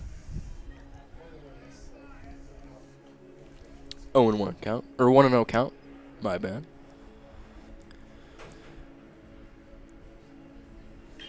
That's a good hit, but a little bit late off of the first base netting. Coach Justin Swider, one of the football coaches, he's our first base coach. So he corrals that one. Gives it back to the pitcher. Michael Cortez with the 1-1 count. Ducks away from that one as the curve got away a little bit. So 2-1. The command seems to be going a little bit maybe as Thomas Love reached off of a pretty bad curveball that hit him in the back. Those high curveballs especially seem to be just floating up there, especially going inside. Might be a little bit of grip thing, might be a arm strength problem at this point as he's not really following through the way that he had been. Can never really say though. So that's the second consecutive at bat that's gone to 3 balls. Hopefully, or something like that. Hopefully Mike Cortez can make something out of his 3-1 count here. So he takes a walk. This is a big moment. This is a very big moment. We saw the same thing for Wheaton Academy earlier against IC as Peyton Sawa, or Max Martin, my apologies, comes up to bat. He's the second baseman. But yeah, speaking of the earlier game, as a pinch runner comes on for Michael Cortez, that's number 11, who we don't have on the roster. So not quite sure who that is. My bad on that one. Maybe some jersey numbers have been swapped up a little bit this year, but there's a pinch runner on first base for Michael Cortez. Anywho, going back to the IC game on Tuesday, there was bases loaded, 1 out, as a reliever comes in for Ridgewood, so the starting pitcher's out of this game. And a new, seems we have some defensive switch-ups. Oh, so the number 11 is Jared Casper. I'm sure Jared will give me some shtick on that one tomorrow. But absolutely, I have no doubt about that. Definitely. So the left fielder comes in to pitch for Ridgewood as we got some defensive shifts. But yeah, Jake Kozlowski got himself in a little bit of a jam with a bases loaded, 1 out as the Warriors were up 4-1. He got a strikeout and a ground out to finish off the inning. That was a big moment. Nothing much happened after that. But the Warriors will definitely be looking to do something here. They've got bases loaded, 1 out in the bottom of the 5th inning. We got Max Martin up to bat. He tonight is 0 for 2 with a strikeout and a ground out. And after him is Peyton Sawa, who is 1 for 2 on the night with a big double off the center field wall. So, yeah, the Warriors, they've got the favorable part of their lineup coming up. Max Martin, Peyton Sawa, and Jake Kozlowski are all up next to bat. Hopefully, the Warriors can make something here as we got a new reliever in the game. He's not new to this game, though. Number 22, he was their left fielder. I believe he had an RBI single earlier in this game. So, it looks like the Warriors have found their kind of make or break moment in this game. It was bound to happen eventually. I think, John, you kind of got it on the spot that the way the Warriors are going to win this game is tiring out the pitcher or getting to a reliever. So yeah, here's a reliever, and here's second baseman Max Martin, number 27. Quick motion from the pitcher, not something I expected to see. Not really looking to stop any base runners from stealing, but maybe that's just his style. That was a big curveball for ball 1. So 1-0 count. Next one on the inside as a 2-0 count. You know, you can always work with counts when there's not bases loaded, but when you got a guy in every bag, don't want to make a walk here. So here's Max Martin again.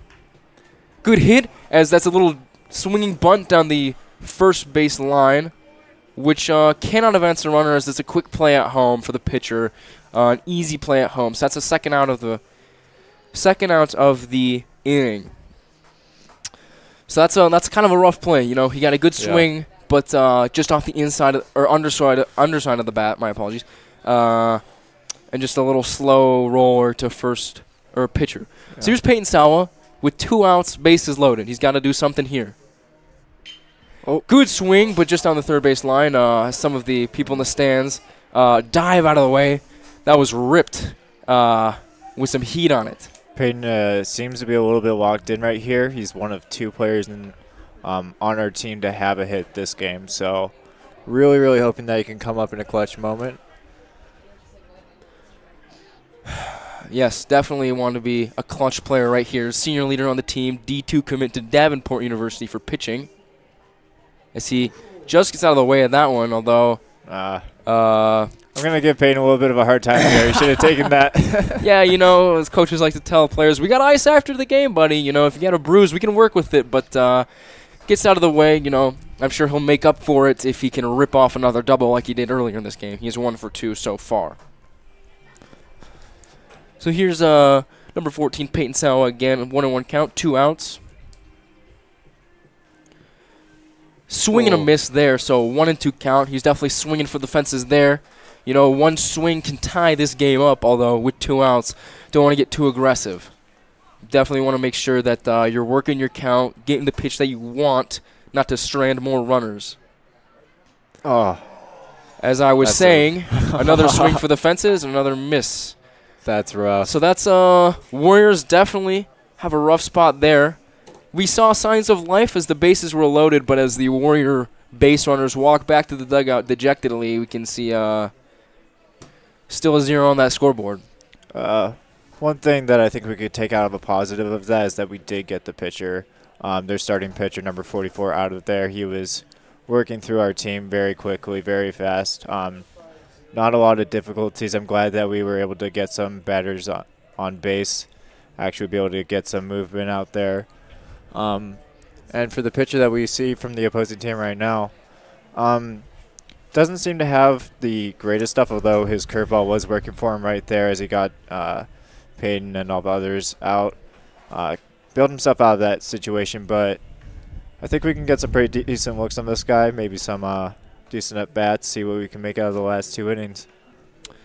For sure, for sure. So, like I was saying before, you know, make-or-break moment that seemed to have done the opposite effect of what the Warriors wanted. But hopefully it's a bend-don't-break moment, you know. Hopefully the boys in this lineup can show some perseverance, you know. They got a tough spot. That's a really frustrating spot to be in, you know. You finally get the starting pitcher out who's dominated you this whole game. Got a couple hits off of him, finally get him out. But the reliever makes quick work of you. So, you know, this will test the team's character right here as they are 4-5. They're looking to make it 500 on the year so far. Yeah. But here we are to the top of the 6th inning. It's the beginning of the 6th, so Pete Crow is coming back into his 3rd inning of work. He has done pretty well so far, you know.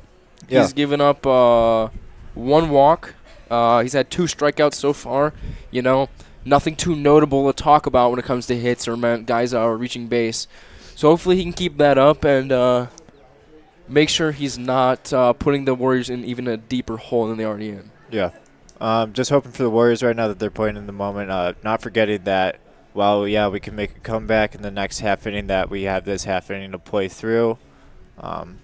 Hopefully they're just keeping their head in the game right now, not trying to not get overworked, so that we can just keep this lead to a minimum and we don't get this game out of reach. Definitely. So as I was saying before, the Warriors are 4-5 on the season. The weather's great now, although as we were saying yesterday and the day before, although it's a little chilly up in the box as this wind is just flowing through us. I'm sure the guys down on the field are just having a grand time in this, I believe it was 60s today. Yeah. Too cold for a T-shirt, let me tell you. For sure. So top of the 6th inning, Pete Crow faces the next batter. We have first pitch low and away for a ball. Not sure if anyone's been working in the bullpen as another ball is low and away. Like I said before, Jeff Bradford could have the ability to pitch today. Or Jeff Ridge, I should say. So yeah, Jeff Ridge could put in some work on that bullpen. See, maybe he's the traditional closer we have on this team. But it doesn't look like there will be much of a save opportunity so far. Although you never know what happens in this game. Winds up for the next pitch. That is a good strike. Just inside the strike zone to 2-2. Nobody on, nobody out. Top of the 6th inning. We have the next pitch. Hopefully Pete can make quick work of this batter. Just low. Seemed like a good pitch, but as my partner said, just low. Just missed the strike zone there as the batter checked his swing. This seems to be giving a little bit of everything, a little bit of leeway for the pitchers, except for the lower part of the batter's box. He's not calling much around the knees. Like I was saying before, apologies. I believe I've mixed up a couple names so far. We've got a lot of stuff going around. I've got some music playing behind me as the girls soccer team warms up for their game tonight at 6:30 as Pete Crow for the full count. That's a very good pitch. Just hit the middle of the strike zone after a nice dip on a curve. So here we have 1 out. Glad to see him start out strong. Definitely. But yeah, like I was saying, a lot of stuff going on. I don't know if we have a score update on the softball team as they played today. But yeah, girls soccer team, we had a lacrosse game right after the IC game as Pete Crow just throws low and away for ball 1. But yeah, spring season, the weather's getting a little warmer. Definitely a lot of teams showing up to play now that there's better weather. 1-0 count as the ball hits the dirt there as Cortez looks to shield himself from that bouncer. So here we have a 2-0 count, 1 out. We had a good at-bat earlier, or previously from this pitcher, or from the hitter. Pete Crow disposed of him. That's outside for another ball. So 3-0 count, another good at-bat by the Ridgewood lineup. Hopefully Pete can work himself back into this one, though.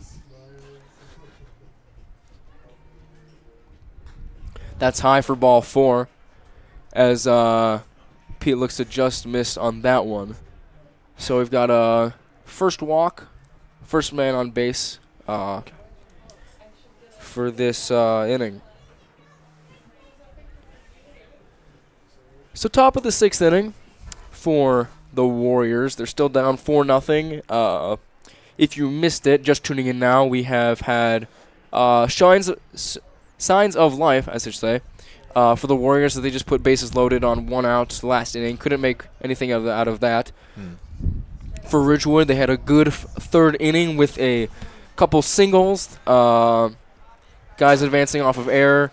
Some RBI singles, and then a 2-run shot to left field that really broke this game open for the Ridgewood Rebels.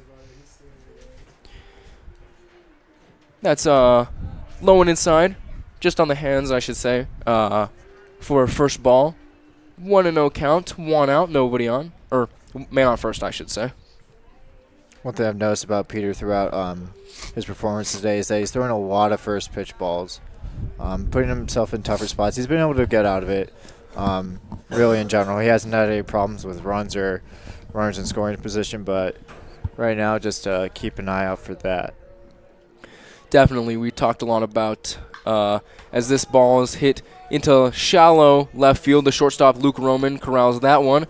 Runner cannot advance off of that high pop-up. But yeah, so that's the first inning of this, or second out of this inning, I should say.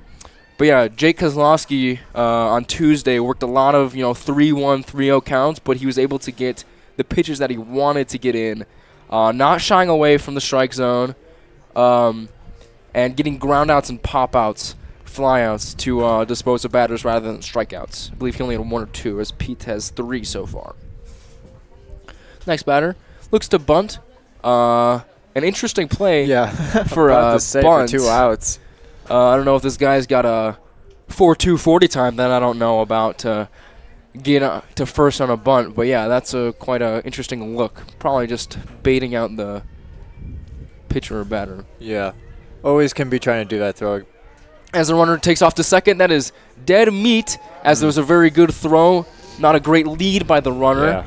So doesn't have to look at any bunts, as there was a little swing and a miss, and then nice throw by Michael Cortez to end that inning. So we're going to the bottom of the 6th, second to last chance for the Warriors to make something through this game.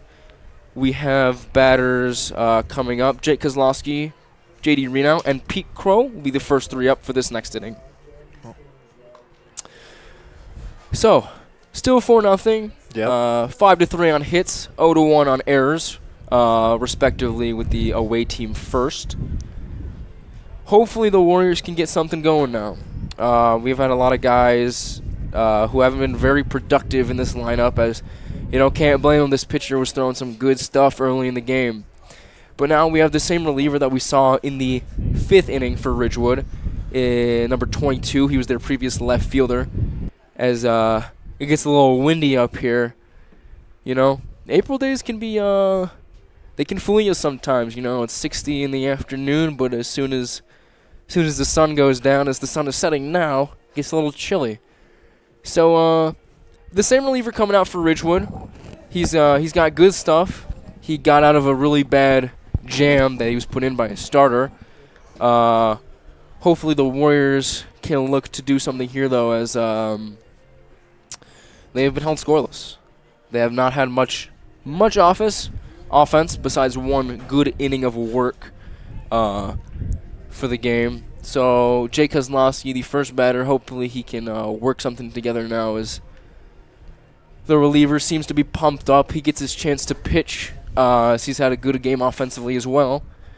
But here Jake Kozlowski steps up into the box, hoping to get on base, or even more. Put one in the stands. For I was about to say maybe a little home run. If he hits a home run here, I don't even know what I would do. Bottom of the 6th inning, here we start. Yeah, I was telling the guys, guys, I need one of you to hit a home run. I've gotta get a good Lennon JD, Pat Hughes, classic Cubs call. Can't get too excited when Ridgewood hits a 2-run bomb off you into left field. But yeah, we've got a lot of work to do by this Warriors lineup. Jake seems ready to hit, though. He said, I was talking to him before the game as we made the walkover from 7th period creative fiction and poetry. Wien Academy, we got a lot of stuff going on. You can write poems. You can be a baseball player, too. Yeah. But as we were walking over, he said, I'm feeling lax. I'm feeling ready to play. It's warm outside. Weather's nice. They're ready to play. Although scoreboard doesn't show that too well. Nonetheless, 0-0 count, 0 outs, nobody on for the bottom of the 6th inning. So that one is just low for a ball. Jake's got a good eye, as many of the older players on this roster do.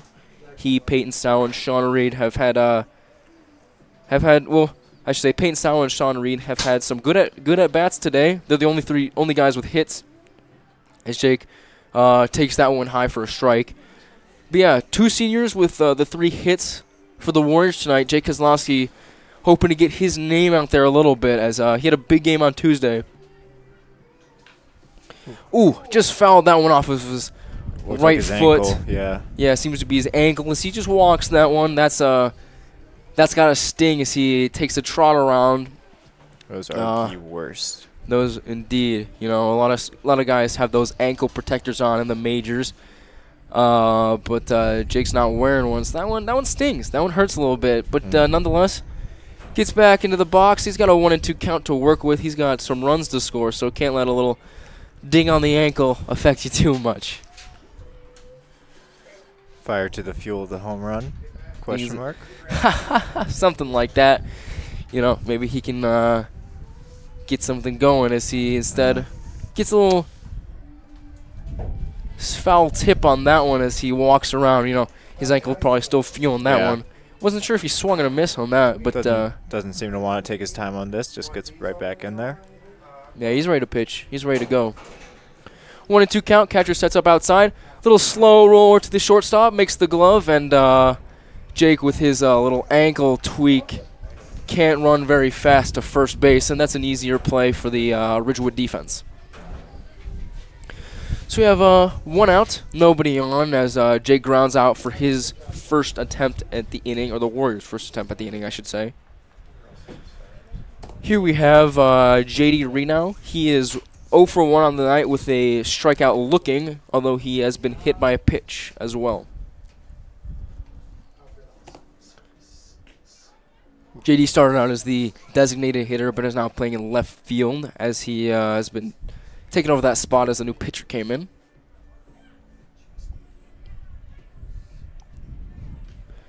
That is low for a ball, as I believe that is a 1-1 or 2-0 count. Our scoreboard operator seems to be lagging a little bit as it a 1-1 count. Gets a good contact off the end of the bat, but that's just a third base as the throw is made over to first. That's a ground out there. Second out of the inning, as the ball has not left the outfield. The Warriors, on their second to last inning of play, seem to be building up a pattern of, you know, hitting a little bit, getting on base a little bit, but not being able to work much. I'm not going to be doing balls and strikes anymore. I'm Ron more than Mariah. So that is a first pitch strike for the pitcher, Peter Crow, the reliever, I should say. That is an 0-1 count, 2 outs, nobody on for the bottom of the 6th inning. That is just inside for a strike, as that's a nice curveball. Here we have a 0-2 count for Pete Crow, the pitcher. Ooh, is very outside, just a bit outside, if I might say, to get a 1-2 count, 2 outs. Pete, smart to hold off of that one, although I think every player on the roster would have held off on that pitch. Well, I'll give everyone on the roster a shout out. Nonetheless, 1-2 count, 2 outs. Gets a little foul tip to fight off that good pitch. nice little hack there. Pulled his head away, but looks for some power right now, even though he's on 2 strikes. 1-2 count, 2 outs, as the Warriors are down still 4-0 in the bottom of the 6th inning. Oh. That is just inside. We've seen a couple of those pitches where batters can take an Anthony Rizzo approach and just show an elbow a little bit, take a trot to first base, but most players have shied away. As another, just a soft tip off the foul, or a foul tip off the end of the bat. 2-2, count, 2 outs, nobody on. Bottom of the 6th inning, 4-0 lead for Ridgewood over Wheaton Academy Warriors. Good contact on that one, as just makes it just under the shortstop's glove. That'll be a, I believe I would call that one a single. The shortstop would have made very well to get that one. Even had he put his glove on it, I don't know if he would have made the throw to first, as it was that was a powerful grounder. Sam Manila, the backup catcher, comes in for the pitcher for pinch runner. So that's sorry about that. Always want to see those hits taken at the beginning of the inning, but nevertheless we'll take it as the ball is hit deep to center field. That's center fielder comes in for that one just to end the inning. Sean Reed, who has had 2 singles, you know, maybe looking to hit quick, but nonetheless just pop out to center field to end the inning. So we were talking about clutch a little bit before. This will definitely be the clutch spot, as Warriors are down to their last 3 outs coming up in the bottom of the 7th. But before we get to that, we got the top of the 7th. Warriors got to play some defense first. Absolutely took the words right out of my mouth. I think that right now, like I said last inning, can't get too ahead of ourselves. Just got to keep pounding away at the strike zone for Peter.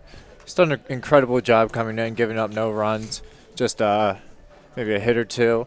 Nothing really to worry about for him right now, as he just keeps going away and keeps doing what he's doing.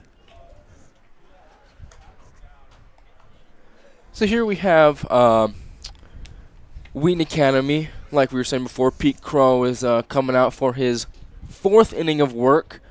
Overall, I'd say it's a pretty decent game for the Warriors defensively. The pitching has been overall consistently, pretty good. Besides that one big inning where Joaquin Ventimilla just got caught on a bunch of curveballs to put some runs on the board for Ridgefield, I should say. Ridgewood. Something like that. But yeah, the defense has been good. We've got some nice plays. Peyton Sawa and the third baseman and Luke Roman, the shortstop, have made some diving, outstretched plays to get runners at first. One error that caused a single to turn into a double, but nonetheless, Pete Crow lines up for his first pitch of this inning. Fouled off the end of the bat, down the third baseline. That is a first strike, so 0-1 count for the Ridgewood Rebels.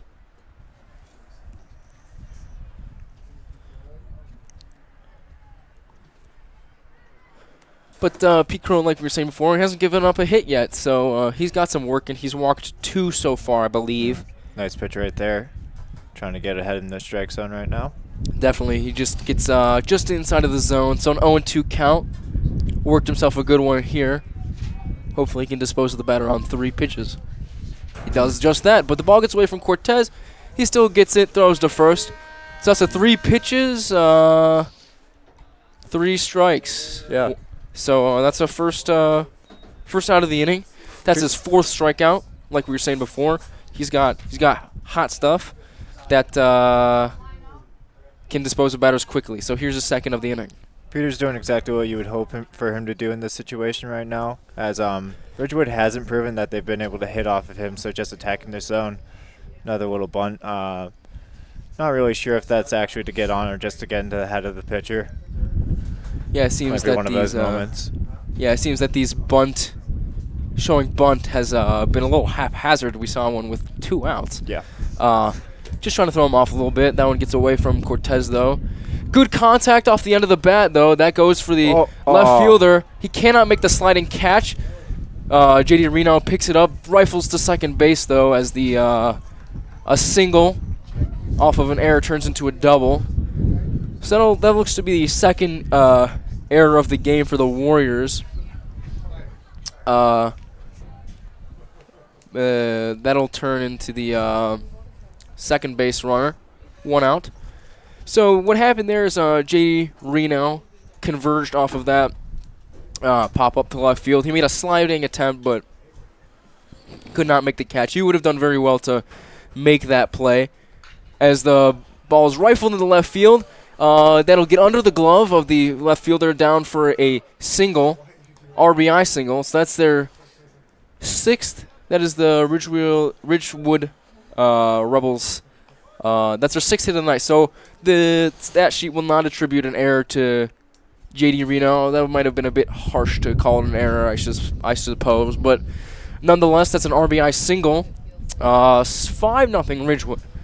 So like we were saying before, you can't get too ahead of yourself if you're looking towards the end of a game. You still got defense to play. But Warriors have gotten a little ahead of themselves, I suppose, as they've let up 1 more run.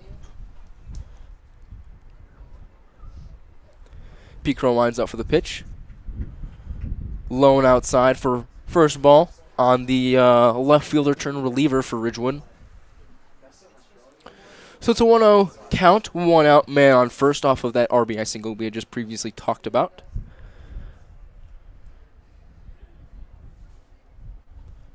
As Peter winds up for this 1-0 count. Low again as the runner takes off to second. Cortez could not corral that one, though. Got away from him a little bit. But nonetheless, we got man on second now. 1 out. Well, like to make an apology right now as we got the soccer announcements going on behind us. Not much we can do about that, just trying to work through it. As the ball gets away from Cortez on an outside pitch, runner still stays at second. Yeah, we got to, like I was saying before, I didn't know it would be this prevalent of the Wheaton Academy Warrior girls soccer team. But they've got a game to play too, I suppose, and we only got one press box. So here we are. 2-0 count, 1 out for the Warriors. Man on second, as Pete Crow seems to talk to the infield ump about something. I'm not really sure what they were discussing. Number 17, Sarah Davies. 2-0 count, 1 out. Man on second. That was so the scoreboard was a little bit wrong. That was a 3-0 count. Ball up high for a walk. So man on first and second, 1 out. There's a lot going on right here. Apologize if any viewers are having trouble hearing me. I'll try and talk as loud as possible. Here we have Pete Crow for the fresh at bat. Number 7, Emma Goebel. He puts that one in the dirt a little bit. But another 0-1 count or 1-0 count that we're seeing from Peter. Just trying to get through this inning. There's not a lot. I mean, definitely a downer situation. Down 5-0, give up another run. But just got to keep fighting through. Been in those situations before. Just got to keep pushing through for him. 1-0 count, 1 out. Man on first and second. That is right down the middle for a strike zone. That'll make it a 1-1 count. Hopefully Pete can work himself back into that. The officials for our evening tonight are Jim Franklin, Juan Saucier, and Jose Gonzalez. Here we have the 1-1 count, 1 out. Stand is able, and gentlemen, remove your hats for a brief break. That is just inside for a strike. As we have a 1-2 count, 1 out. Men on first and second. We pray for the safety of the girls as they Here we have Pete Crow. Just looking to muscle through this last inning, hoping to not put too much on the board. As that's a good pitch. Gets the guy looking off of a nice curveball. So that's the opposing starting pitcher, who I believe moved around defensively. That is Pete Crow's 5th strikeout of the inning. So, pretty good outing for him. He's got 1 earned run off of 2 hits, 2 walks, but he got 5 strikeouts. So here we have 2 outs, man on first and second. That is looked to be right down the middle, but nonetheless we have a ball for that one. So 1-0 count, 2 outs, man on first and second.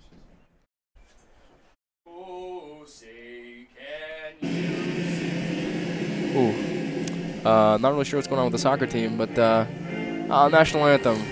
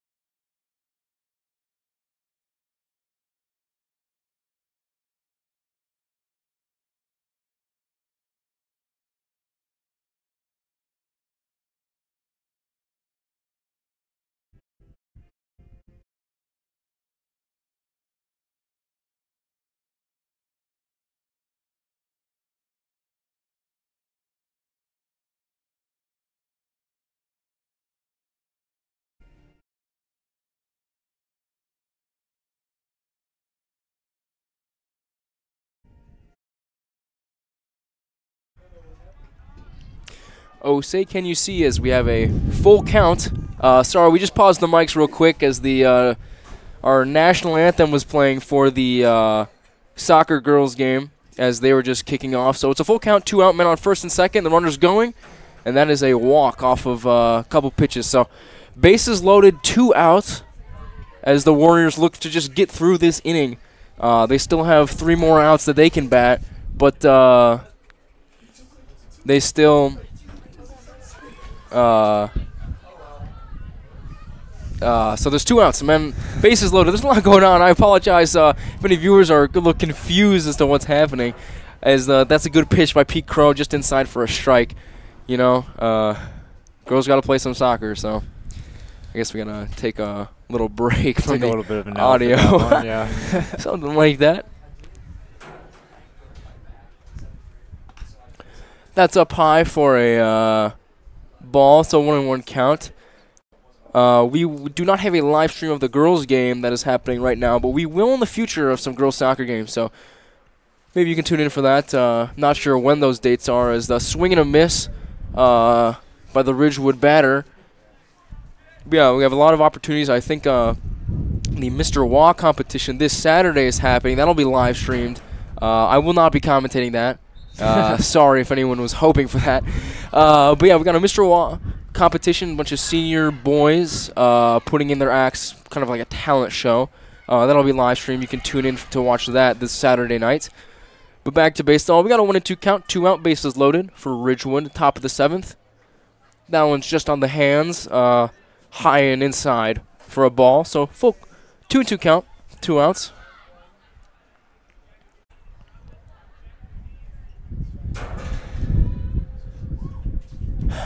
Two and two count, 2 outs, like I said before. Ooh, just off the wrists of the Ridgewood batter. That hit him, definitely. So that's another, that is another run scored by Ridgewood. So that makes it 6-0 as the bases were loaded when that hit by pitch happened. So, 6-0 off of 7 hits for Ridgewood. They have been on display offensively for sure. I think what we've seen so far is just 2 good pitchers get tired for the Warriors. Not really sure what's going on right now with the bullpen, but we'll wait and see, give you all the details as they come. Yeah, so I heard Jeff Ridge can pitch. I have heard the same thing. I think I've talked about him a couple times because Yeah. I've been asking around, and he's the only late-game reliever that any of the staff has talked about. Yeah. So maybe we'll see him if the Warriors can tie this game. Yeah. Real interesting story with Jeffrey. He has, let's see, he has 4 innings pitched and no earned runs throughout the season. Interesting part about him is that it's his first year actually on the baseball team. So, I mean, clutch coming into the team, actually giving them an extra reliever that in a solid spot that we always need. That one's low away for a ball. So that's a 2-1 count with 2 outs, bases loaded. Bases still loaded as the Warriors trying to get through this top of the 7th inning. But yeah, I think Peter Crow will look to finish out this inning as he gets a good swing and a miss off the batter with a nice strike. Nice fastball there. 2-2 count. But yeah, it looks like, you know, Warriors might just take their lumps on this one. Obviously, see what happens offensively, but they don't want to waste an arm right now. It's a good swing and a miss in the inning. There we go. They don't have to worry about another pitcher coming in. So we're going to the bottom of the 7th inning. Last 3 outs for the Warriors. It's good for show on the road. I think that, you know what, honestly, 6 runs, we can do it. For sure. Let's see who we got coming up. Thomas Love, Luke Roman, and Michael Cortez, the first 3 batters for this last inning. Hopefully the Warriors can get something going. I think I go back to that IC game again. You know, Jake Kozlowski was muscling through a 6-inning performance. He got caught in a jam with bases loaded, 1 out, and got through that one. And then that kind of just carried his momentum toward the rest of the game. Momentum's going to stop here, though, for the Ridgewood Rebels as a new pitcher comes in, though. Number 24. He's new to this game. New to this specific baseball game, I should say, as he's probably very familiar with the game of baseball. He looks pretty familiar. He's got some good action on his pitches. You can see some drop there. Not really sure. Not really able to pick out what pitch that was, but it definitely had some decent drop on it. Definitely. So the Warriors are facing a new pitcher. You know, sometimes coaches will put in, you know, a guy that doesn't get him much playing time, especially when you're up 6-0 like this. So who knows? Maybe the Warriors can get something going. Then again, this could be their lights-out closer that doesn't give up any hits. So we'll definitely see what happens as this inning progresses. So this next batter is Thomas Love. He is 0 for 1 with a sac bunt. Also got hit by a pitch earlier today. So he's got a good plate presence for sure. He's done his job moving a runner over and getting on base for his 2 at-bats tonight. He'll definitely look to get something going here, though, as the Warriors are kind of in crunch time, do-or-die time. This pitcher doesn't seem to be on the higher end of the velocity chart. I'd say lower half of that. So Warriors should be looking for some high pitches, something that they can lift into the air, get some good air under the ball, get some lift. Maybe take it to the deep outfield, get some doubles racked up, see what we can do with it. Yeah, the Warriors have 5 hits tonight. 2 coming from Sean Reed. He has 2 singles tonight. Pete Crow had a nice single earlier to get a nice inning started. Or I should say, that was in the 6th inning where he got on first and the Warriors couldn't make much out of it. Peyton Sowell had a really good double off the wall earlier in the game, but he could not get sent home. So that's something to look for if the runners can get on base here. 0-0 count. Just inside, but for a strike, as Thomas Love watches that one. That was a call. Yeah, it came a little bit near shins, but nonetheless, we got a call. 0-1. No outs, nobody on. Bottom of the 7th inning. That one's low again for a ball. So 2-0 count, I believe. Or 1-1 count, as I was just talking about the strike earlier. Good swing, but not a great pitch to swing on, as that was pretty low. Had missed that by quite a bit. 1-2 count. Pitcher seems to be keeping it where he wants it, just low in the count, trying to not give up any big hit. Low in the strike zone, trying to not give up any big hits, as Thomas Love takes a look on that last pitch. That's strike 3 for him. It's a rough way to start the inning. Yeah, he kind of looked as if that one was outside. He kind of watched that one run to the catcher's mitt, and then didn't look too pleased with that strike 3 call. Yeah. But nonetheless, we got the shortstop, Luke Roman. He's had some good defensive plays tonight. He's 0 for 2 on the night, though, with a ground out and a fly out. His fly out was a good one, though. Almost got to the warning track as he's made good contact. He watches that one go bottom corner for a ball, though, so that's a 2-0 count. Impressive to see some patience waiting this game in the cold. Really hoping that he keeps the quality at bat right here. Pitch comes, ball 3. That low is again. Same pitch as we saw before, low and away. Yeah. As good eye to not bite on anything there. Yeah. Props to the pitcher, though. If you're going to miss, you want to miss low and away. Always good for him as the catcher checks out his straps on his shin guards. Seems to be his helmet that maybe got come undone. Hopefully he can get it fixed or they have another one, because we're going to get this show on the road. It's a 3-0 count, 1 out. Nobody on so far. They've got 2 more outs to work with as the catcher looks to just substitute his mask for another one.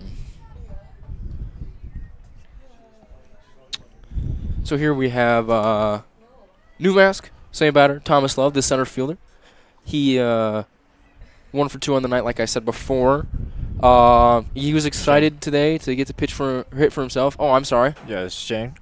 It's Luke Roman. Luke Roman. Oh, we're all wrong now. We're all very cold. Are we watching the same game? I don't know. Watches that one, trying to get his 4th ball, but that one's top of the strike zone for a 3-1 count. He's ahead in the order, though. He can work with some space here as he gets a nice little swing on that, but the chopper to the 3rd baseman, gets to the 1st baseman. That's a quick ground out. So the Warriors are at the top of their batting lineup, but looking at their last out of the game. Hopefully they can make something happen. I mean, we saw Ridgewood get 4 runs with 2 outs. Yeah. Maybe 6 is a little too much to ask for, but Michael Cortez is trying to do something here. That's right down the middle for a strike. 0-1 count.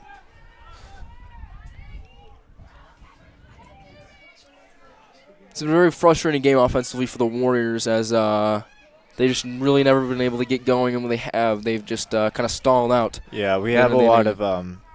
a lot of hits spread throughout the game really right now, as opposed to Ridgewood, which really they connected all their hits together in that one third inning. And honestly, that's kind of been a difference in the game. I don't think that you want to call it luck, but definitely Ridgewood got all their hits strung together, and we didn't, and that's a huge factor of why we're looking at a 6-0 deficit right now. 2-1 count, 2 outs, nobody on. Slow grounder to the shortstop, makes the look to throw to first. He does, scooped. and that is a game over. So Warriors fall to go 4-6 on the year. They fall to Ridgewood Rebels 6-0.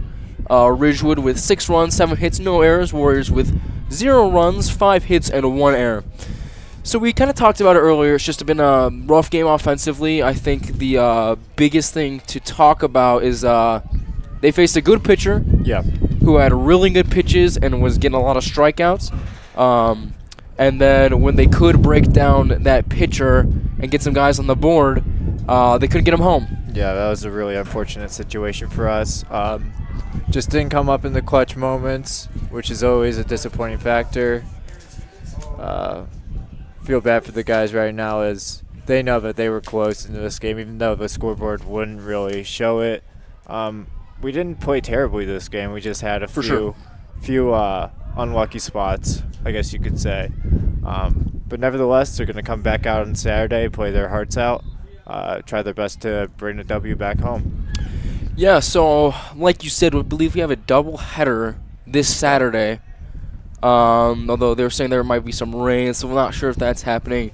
Monday, there's another home game. We're not live streaming that one, though. I believe it's a while until we'll be back on the mic, back on the cams to get you guys another Wheaton Academy broadcast of a game. But like I said, we have Mr. Wall Saturday night. Make sure to tune in that one if you cannot be there.